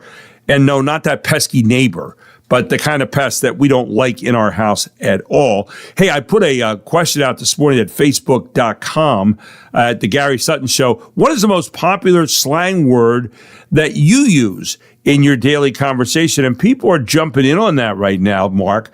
And I was interested in what they had to say. And here were a couple of them this morning. Bob Mather said, "Two used together, chinwag." Chinwag. I haven't heard that one in a while. And then this one from Marty Poff this morning, who said Utes. And I said, that's two youths. From, my cousin Vinny. Yes, there you go. So I had this, it's Bugs Bunny. Go ahead. Annette Boyer said salty. Bo Kleinen said word. Mm-hmm. And this one, Laura Rigger-Bulger said sus. Yes, sus. What is that for? Suspect. Suspect. Okay, Yeah, I wasn't suspicious. familiar with that. So Yes, there you go. sus is I another learned big something this morning. So, there you So have it. today is Bugs Bunny Day. So I wondered in my mind seconds ago. That's why I didn't do a better job of a place doing that it people do earlier. not want to crawl that often into your mind, or mine. But go It ahead. was Bugs Bunny Day. So I just simply typed Bugs Bunny voice AI. So this See is what they would say about it. It says convert text to Bugs Bunny voice. Okay. This is voice number 1. Are you ready? Okay, go ahead. Where is it? Hey, Gary Sutton, it's me, Bugs Bunny. Oh, that was terrible. That's awful. That's AI. Yes, allegedly. Fire 'em. Hey, Gary Sutton, it's me, Bugs Bunny. Better, a little This better. one? Let's see if this one's any better. No? Okay. This is AI now. Okay. Yeah. Their allegedly. interpretation of bugs. There's a premium version. I'm not paying for that. No, we're not doing Anyway, that. there were a couple of them here That that sucked. actually it was terrible. Right. So I'm sorry. I don't know if Ryan Fox can do the Bugs Bunny voice or not, and but Ryan's with Houston Fox Financial Advisory Services. Maybe he'd like to. What would Bugs be saying about the markets right now? What's up, Doc? Good morning there, Ryan. How are you? You know, between Bugs Bunny and all the slang I've been hearing, kind of feels like that's right where markets have been lately. You know, man, holy cow. Yeah. Anyway, are you staying sane amidst all this stuff that's going on right now with the markets, Ryan? I'll tell you, I'm reading headlines this morning, and now the next big thing will be Apple reports their quarterly earnings tomorrow. Oh. So tomorrow will be the first day of May. Today is the end of April, and it has been interesting. And what they're looking for is how Apple will interpret the possible or realized impact of tariffs on their business model. But yeah, April's going to go down as probably one of the most volatile months we've experienced in decades in the stock market. But last week was a pretty good week. We had a solid green week for stocks. So green is the slang term for in the positive for the stock market. And we'll see where today ends up. We may have end up with a couple of the major indices, at least, maybe down a little bit, but possibly up. So last week, the S&P 500, which are the 500 biggest U.S. stocks, were up 4.6%, which is an extraordinarily good week. The Dow Jones Industrial Average, those 30 Dow stocks, were up about 2.5%. And the NASDAQ, which tends to have more tech exposure overall, which dropped the most during the recent market sell-off, recovered the most, was up almost 7% last week. Small stocks jumped higher, and even international stocks did pretty well, too. And there were a number of reasons for it. Markets may have been oversold. There may be an undercurrent that some trade deals are coming. But one was the bond market stabilized. And what I mean for that is yields on bonds had spiked up as the market sold off. And that's kind of the opposite of what markets want. They want lower rates. Well, bonds rallied higher, which meant yields fell back to normal. Whatever the trades going on in the markets kind of fizzled out. And now the concern is, will this rally hold? So you have a concern about if we don't get enough deals, will markets sell off or not? But the economic numbers last week were pretty good. April, the estimate from S&P Global, the Purchasing Managers Index, came in at 51.2, which shows the economy slowing a little bit, but still growing. And housing, the part of the housing market that's holding up really, really well is new home sales. They've been beating forecasts. Existing home sales have been pretty weak. Well, the rationale for that is if you and I have a 3% mortgage on our home, there's very little reason that we're going to move and take a 7% mortgage on a bigger house right now. So existing home sales are a little slow, too. Earnings season, full swing. Maybe the market's like that. About a third of the S&P 500 companies recorded their quarterly results so far, and they've been pretty good. They're trying to anticipate the impact of tariffs, such as like tomorrow when Apple, the big one, reports. But overall, they've been pretty good and shows that consumers have remained patient and continue to spend. So that's a good thing for markets, too. So, we've had an interesting month. We'll see where we close today. May brings all kinds of new things, too, but it really should help some of those statements that'll go out here in the next couple of days look a little better than it would have 2 weeks ago. Someone once said April is the coolest month. I'm not sure that some of us might not agree with them as far as our 401ks and so forth. The president was out in Michigan yesterday touting that a lot of companies are coming back to Michigan now. And one of the things that he did, looks like he's relaxing his tariff on auto parts coming in and yet still keeping the tariff on imported cars at 25%. People in Michigan seem to like that. Obviously, Michigan has become kind of a ghost town for some of these companies that have left the country. The president talks about deals that are being made, and yet we don't see all of those coming to fruition yet. Is just the news about deals being made in the country enough right now, or is there something where we got to see the rubber meet the road here in terms of companies relocating back here and coming back on board in the United States? Yeah, markets have been moving a lot on the anticipation of good and bad news. Well, that's kind of like the proof's in the pudding. Now we got to see the pudding. When are we actually going to start to see some deals? But you're absolutely right. I think what happened initially was these tariffs, smacked virtually every country in the face very, very publicly. Perhaps now there's some quiet diplomacy behind the scenes that's starting to come to fruition. And if that starts to happen, I think markets are going to do very well.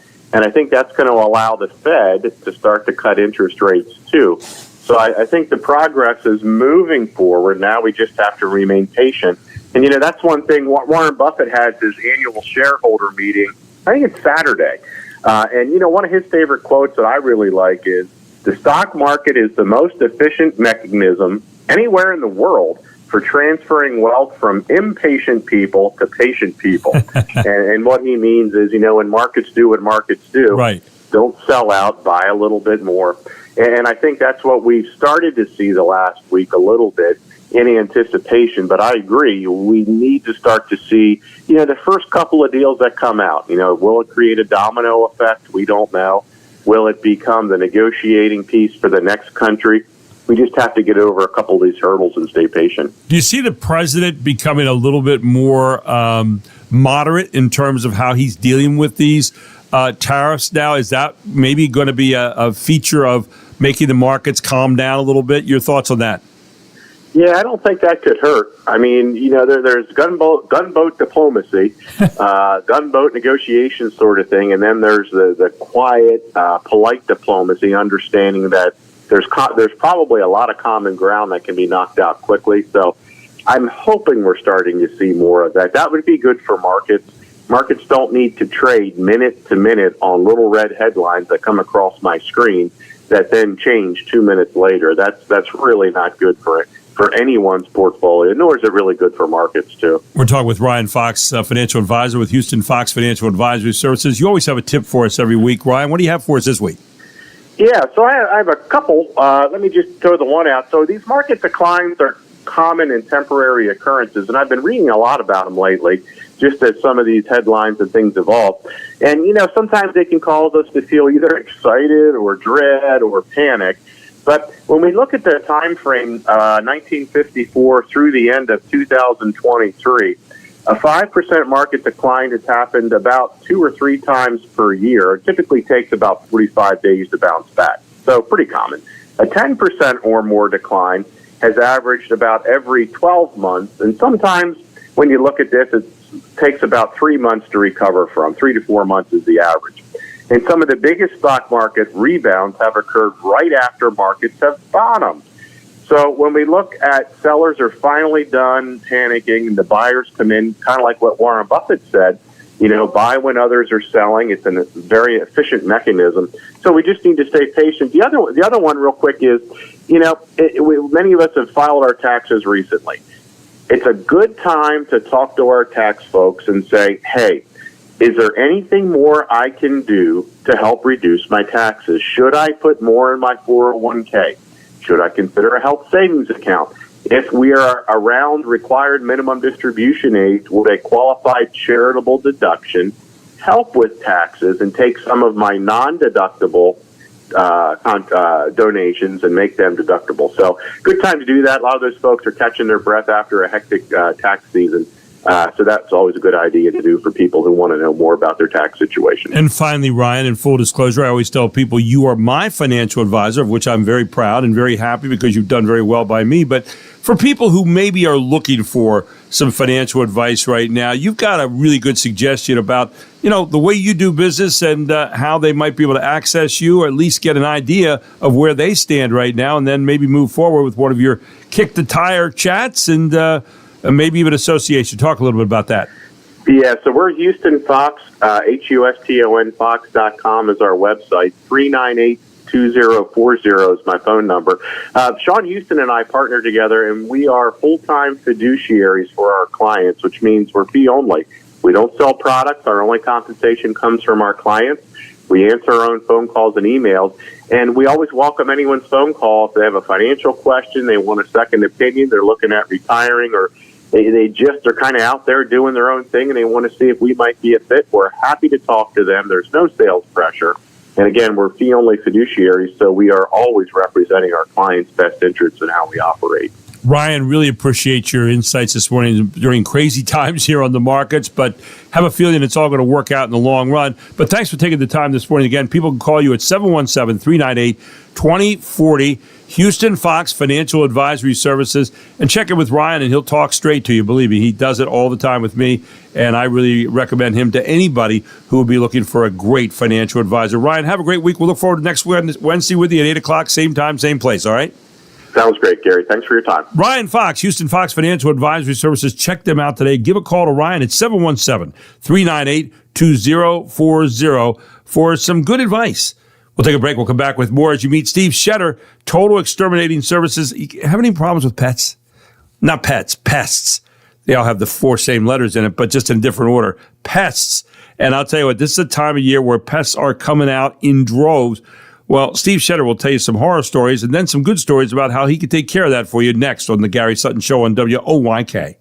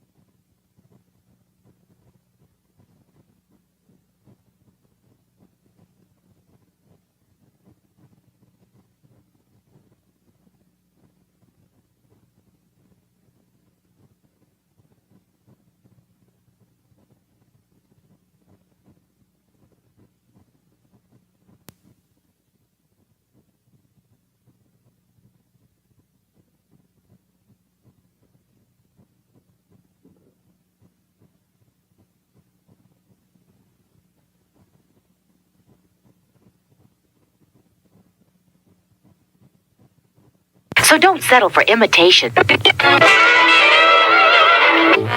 the senator, while insisting he was not intoxicated, could not explain his nudity. Baby,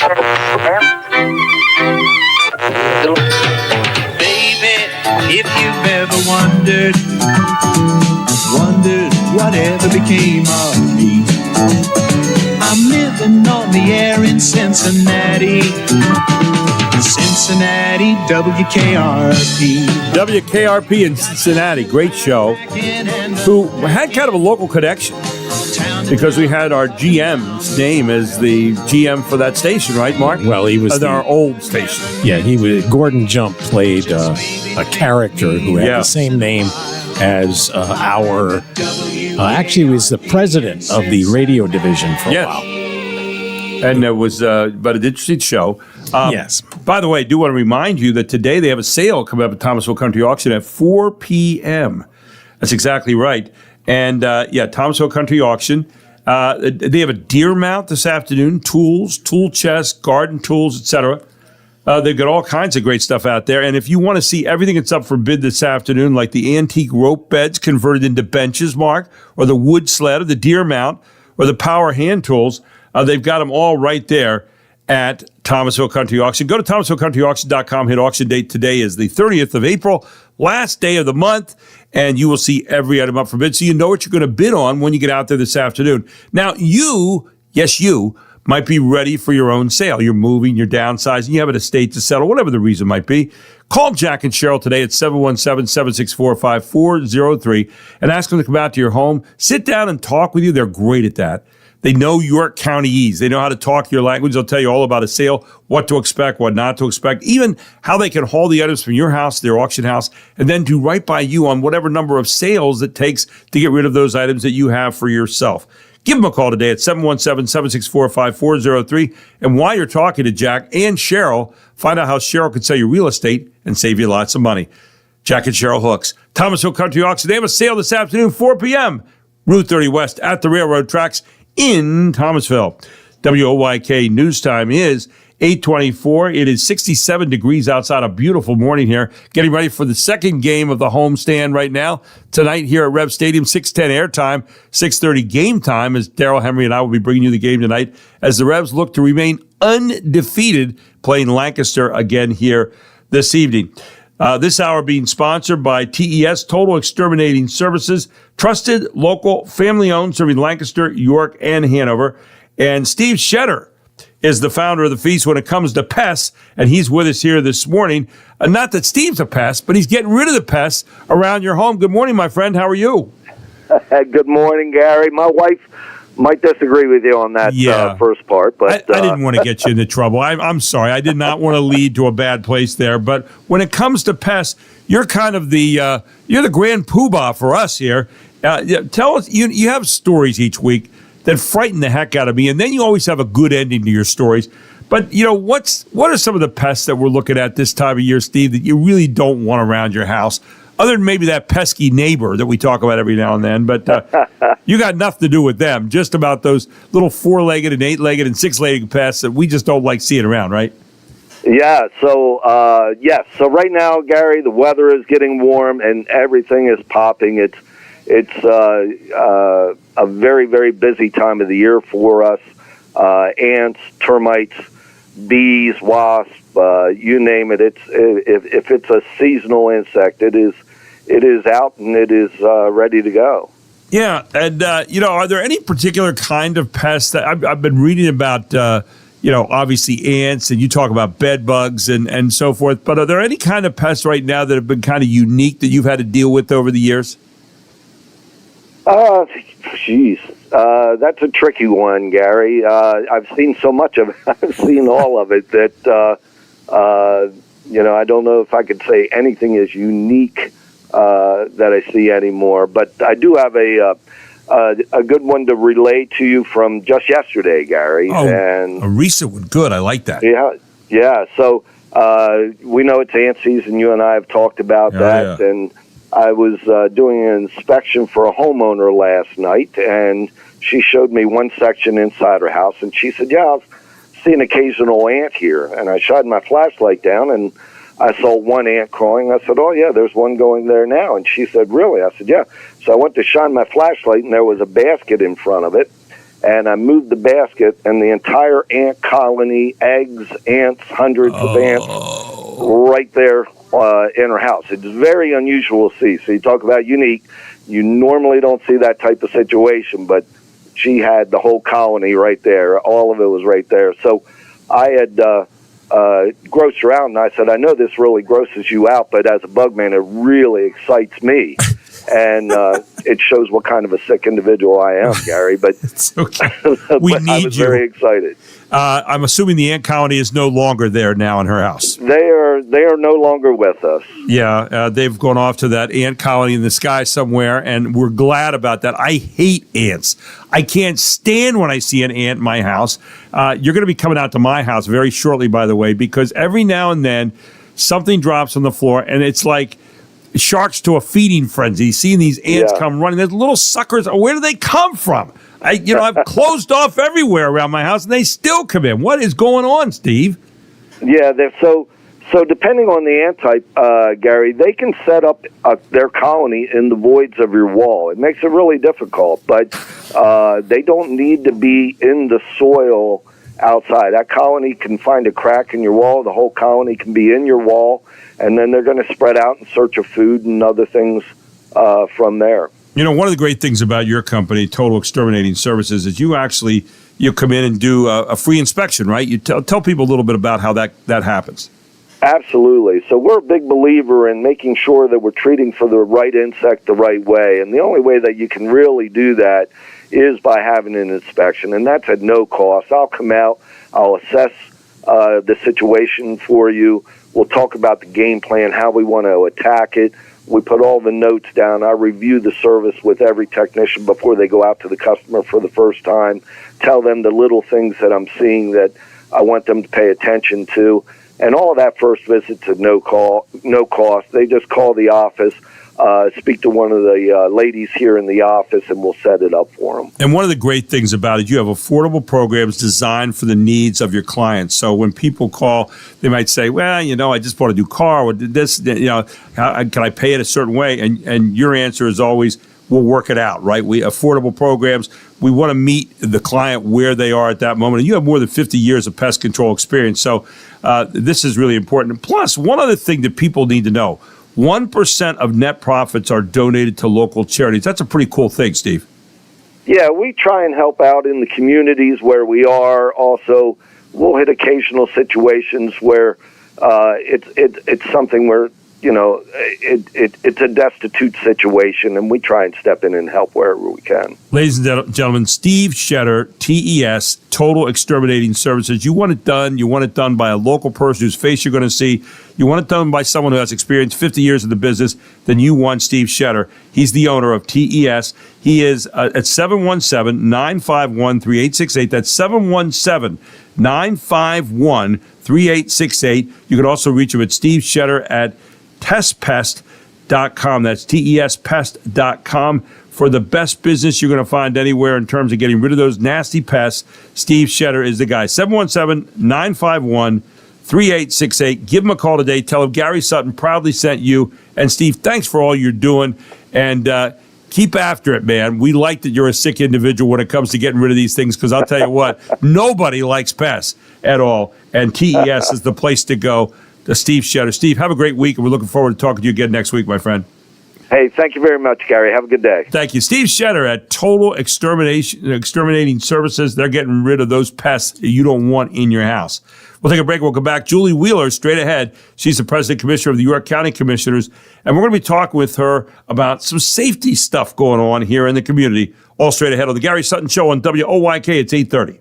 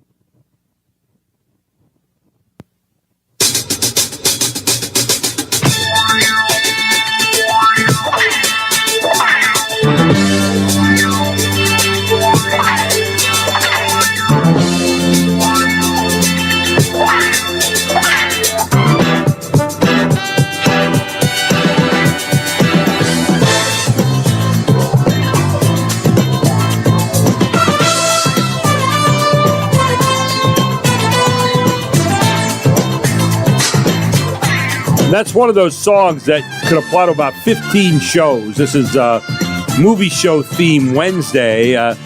But I actually know it, but I had to ask about it because I thought it was the A-Team, but it's not. This is different because this was the hit version of the TV show theme. Because I was listening to the TV show theme, and I'm like, it didn't sound as good. No, it's not at all. But this is the Rhythm Heritage version. It was a big hit.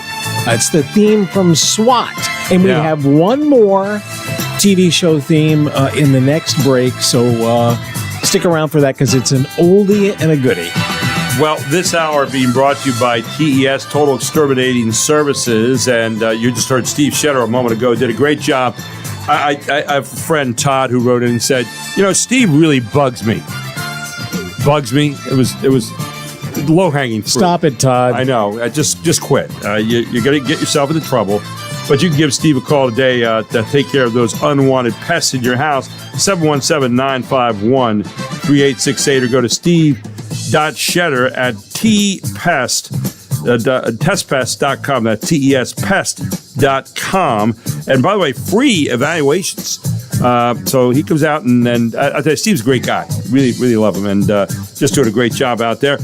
Julie Wheeler, who is not a pest. She is a president commissioner of the York County Commissioners with us here this morning as she's being shadowed today, we understand, by a high school student who is job shadowing her today. I don't know what to ask you about that one, Julie, but good morning. How are you doing?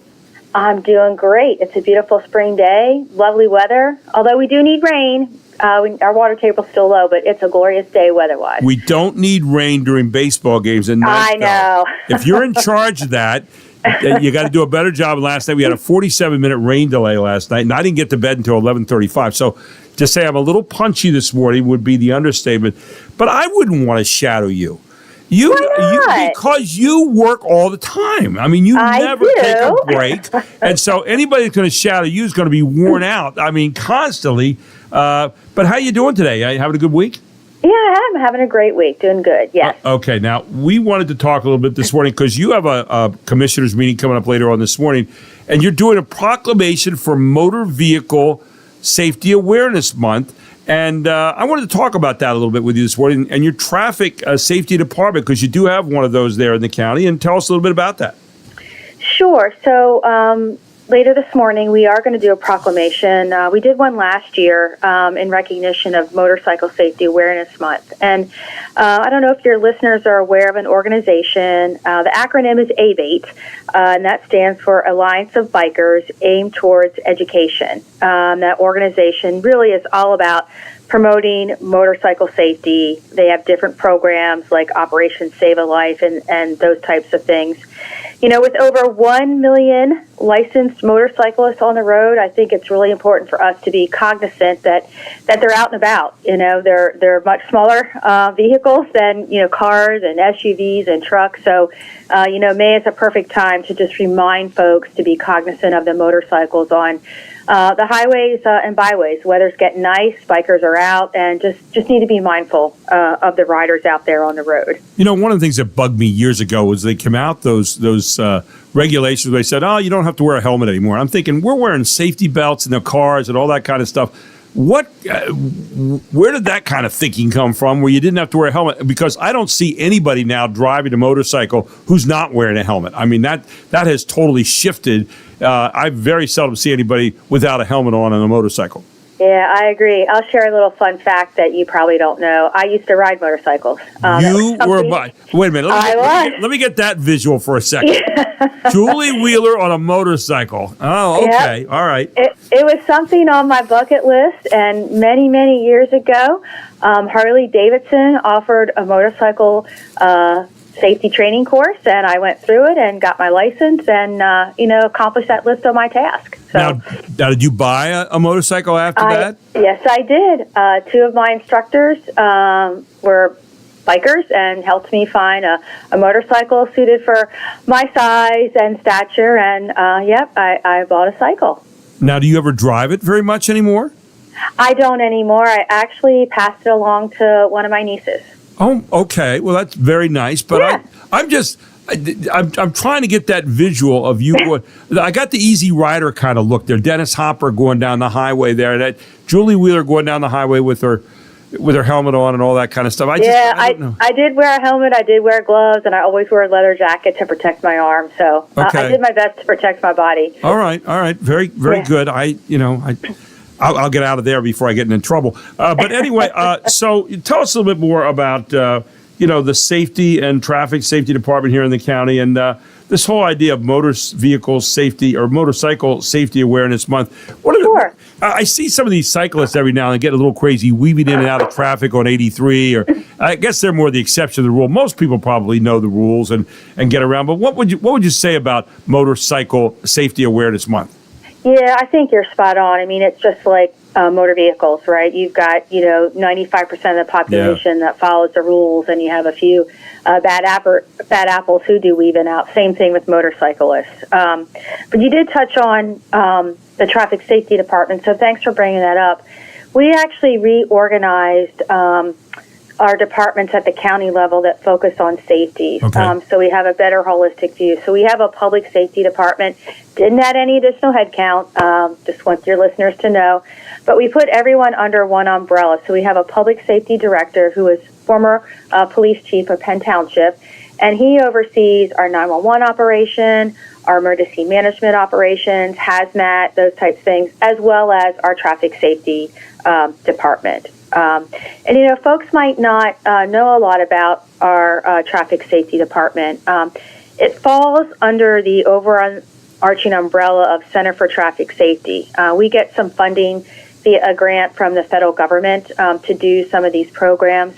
The county does shoulder some financial responsibility, but most of it is through a grant through the Federal Highway Safety Program. But you'll see coming up later this spring those billboards around the county that talk about traffic safety. That's one of our initiatives with our youth, with our students. We have students across the county who submit designs, and there's a team of folks that select those, and those get put up on billboards to connect youth and traffic safety. We run driver's ed workshops. We have driver impaired programs. All kinds of community traffic safety programs we offer. So the list goes on and on and on and on. So lots of good things from an education standpoint out of that department. Julie, you brought something up here that a lot of people, we throw this around, and I think there's a lot of people who would sit out there and say, what the heck is that and where did it come from? You talked about grants. And when people say, oh, how do you get a grant? How do you apply for a grant? Where does it come from? How specific are they in terms of what you do with that kind of money? How do you go about getting a grant in kind of a general sense? I'm not asking about any one particular area. Sure. So part of it is knowing where the grants are and knowing where the opportunities are. So, the traffic safety grants, we've had a partnership for several decades. So we're certainly well aware where those opportunities are. So it's finding those and then looking at what the criteria are. Some are very specific. That funding is used for X, Y, or Z, and some are more broad. So it's really just going out and canvassing, websites and, working with our folks down in Washington to understand what funding, is available, and then going after those and having a good, compelling case for why they should come our way.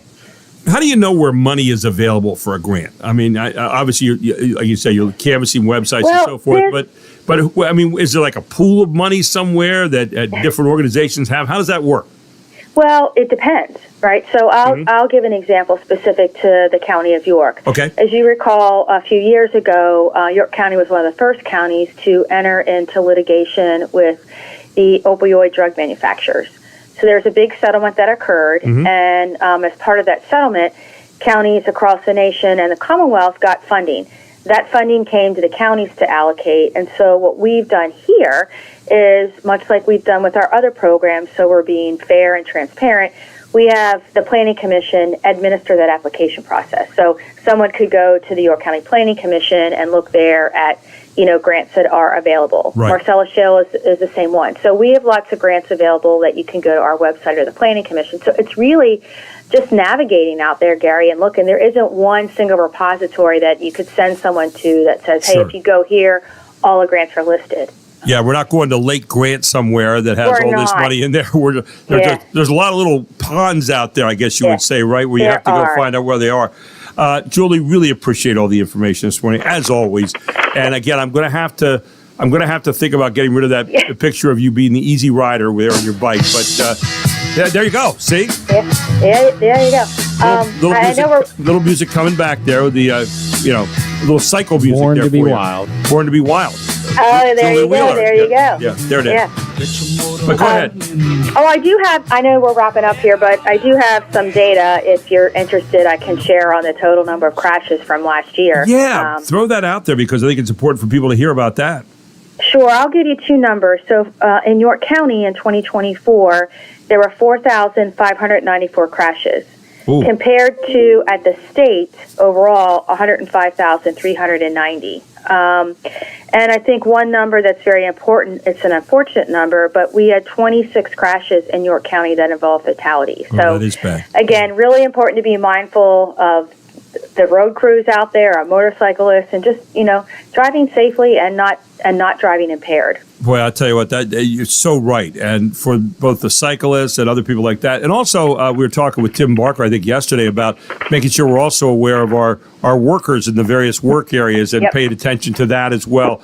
So important that we drive wisely here in York County. And thanks so much this morning, Julie. Really appreciate all the information.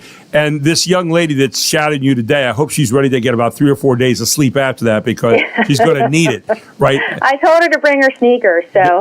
There you are. Julie Wheeler and her sneakers. Anyway, Julie, thanks for joining us this morning. Always appreciate it.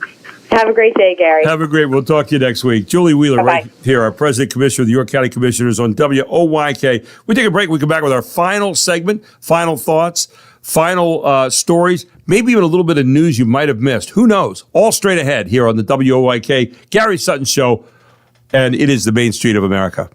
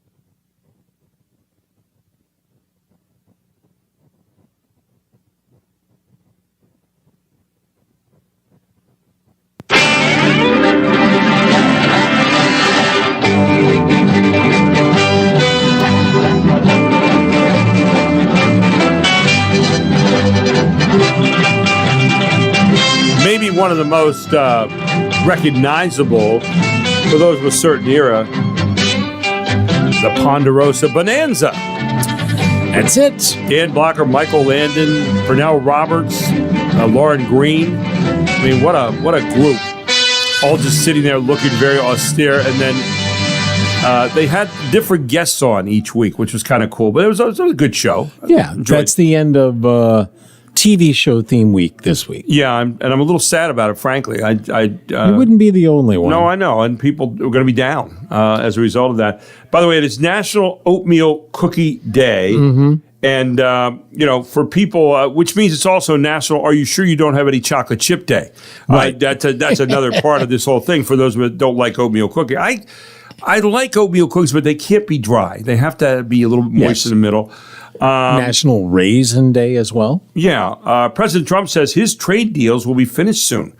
I wouldn't hold your breath, though, unless you're Justin Timberlake at a sobriety stop. Then you might want to do that. But, yeah. Hold your breath. Yeah, that's a little rough this morning. Yeah. President Trump is bringing back Columbus Day. I'm sure if Columbus was still alive, he'd say thanks. And also, what's on CBS? Yeah, but that would be another thing that he'd be saying today. Happy Honesty Day.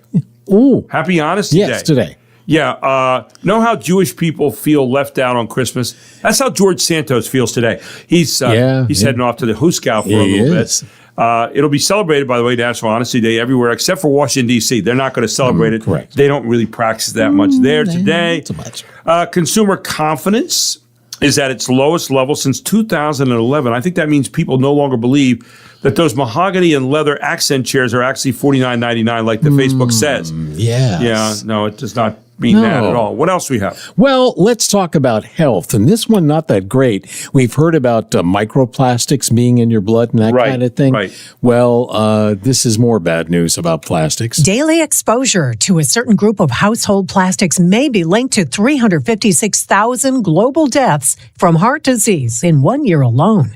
Researchers at NYU Langone Health focused on a kind of phthalate that makes items like food containers and medical gear more flexible. When the chemicals break down and are ingested, they can cause inflammation in the heart arteries, leading to heart attack and stroke.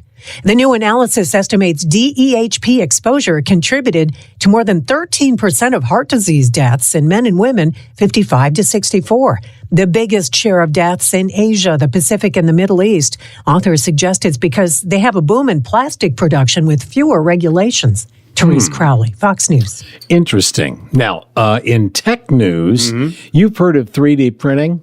I have, yes. I'm very fascinated by that, by the way. Yeah, and there have been like 3D printed guns. There's been laws about that.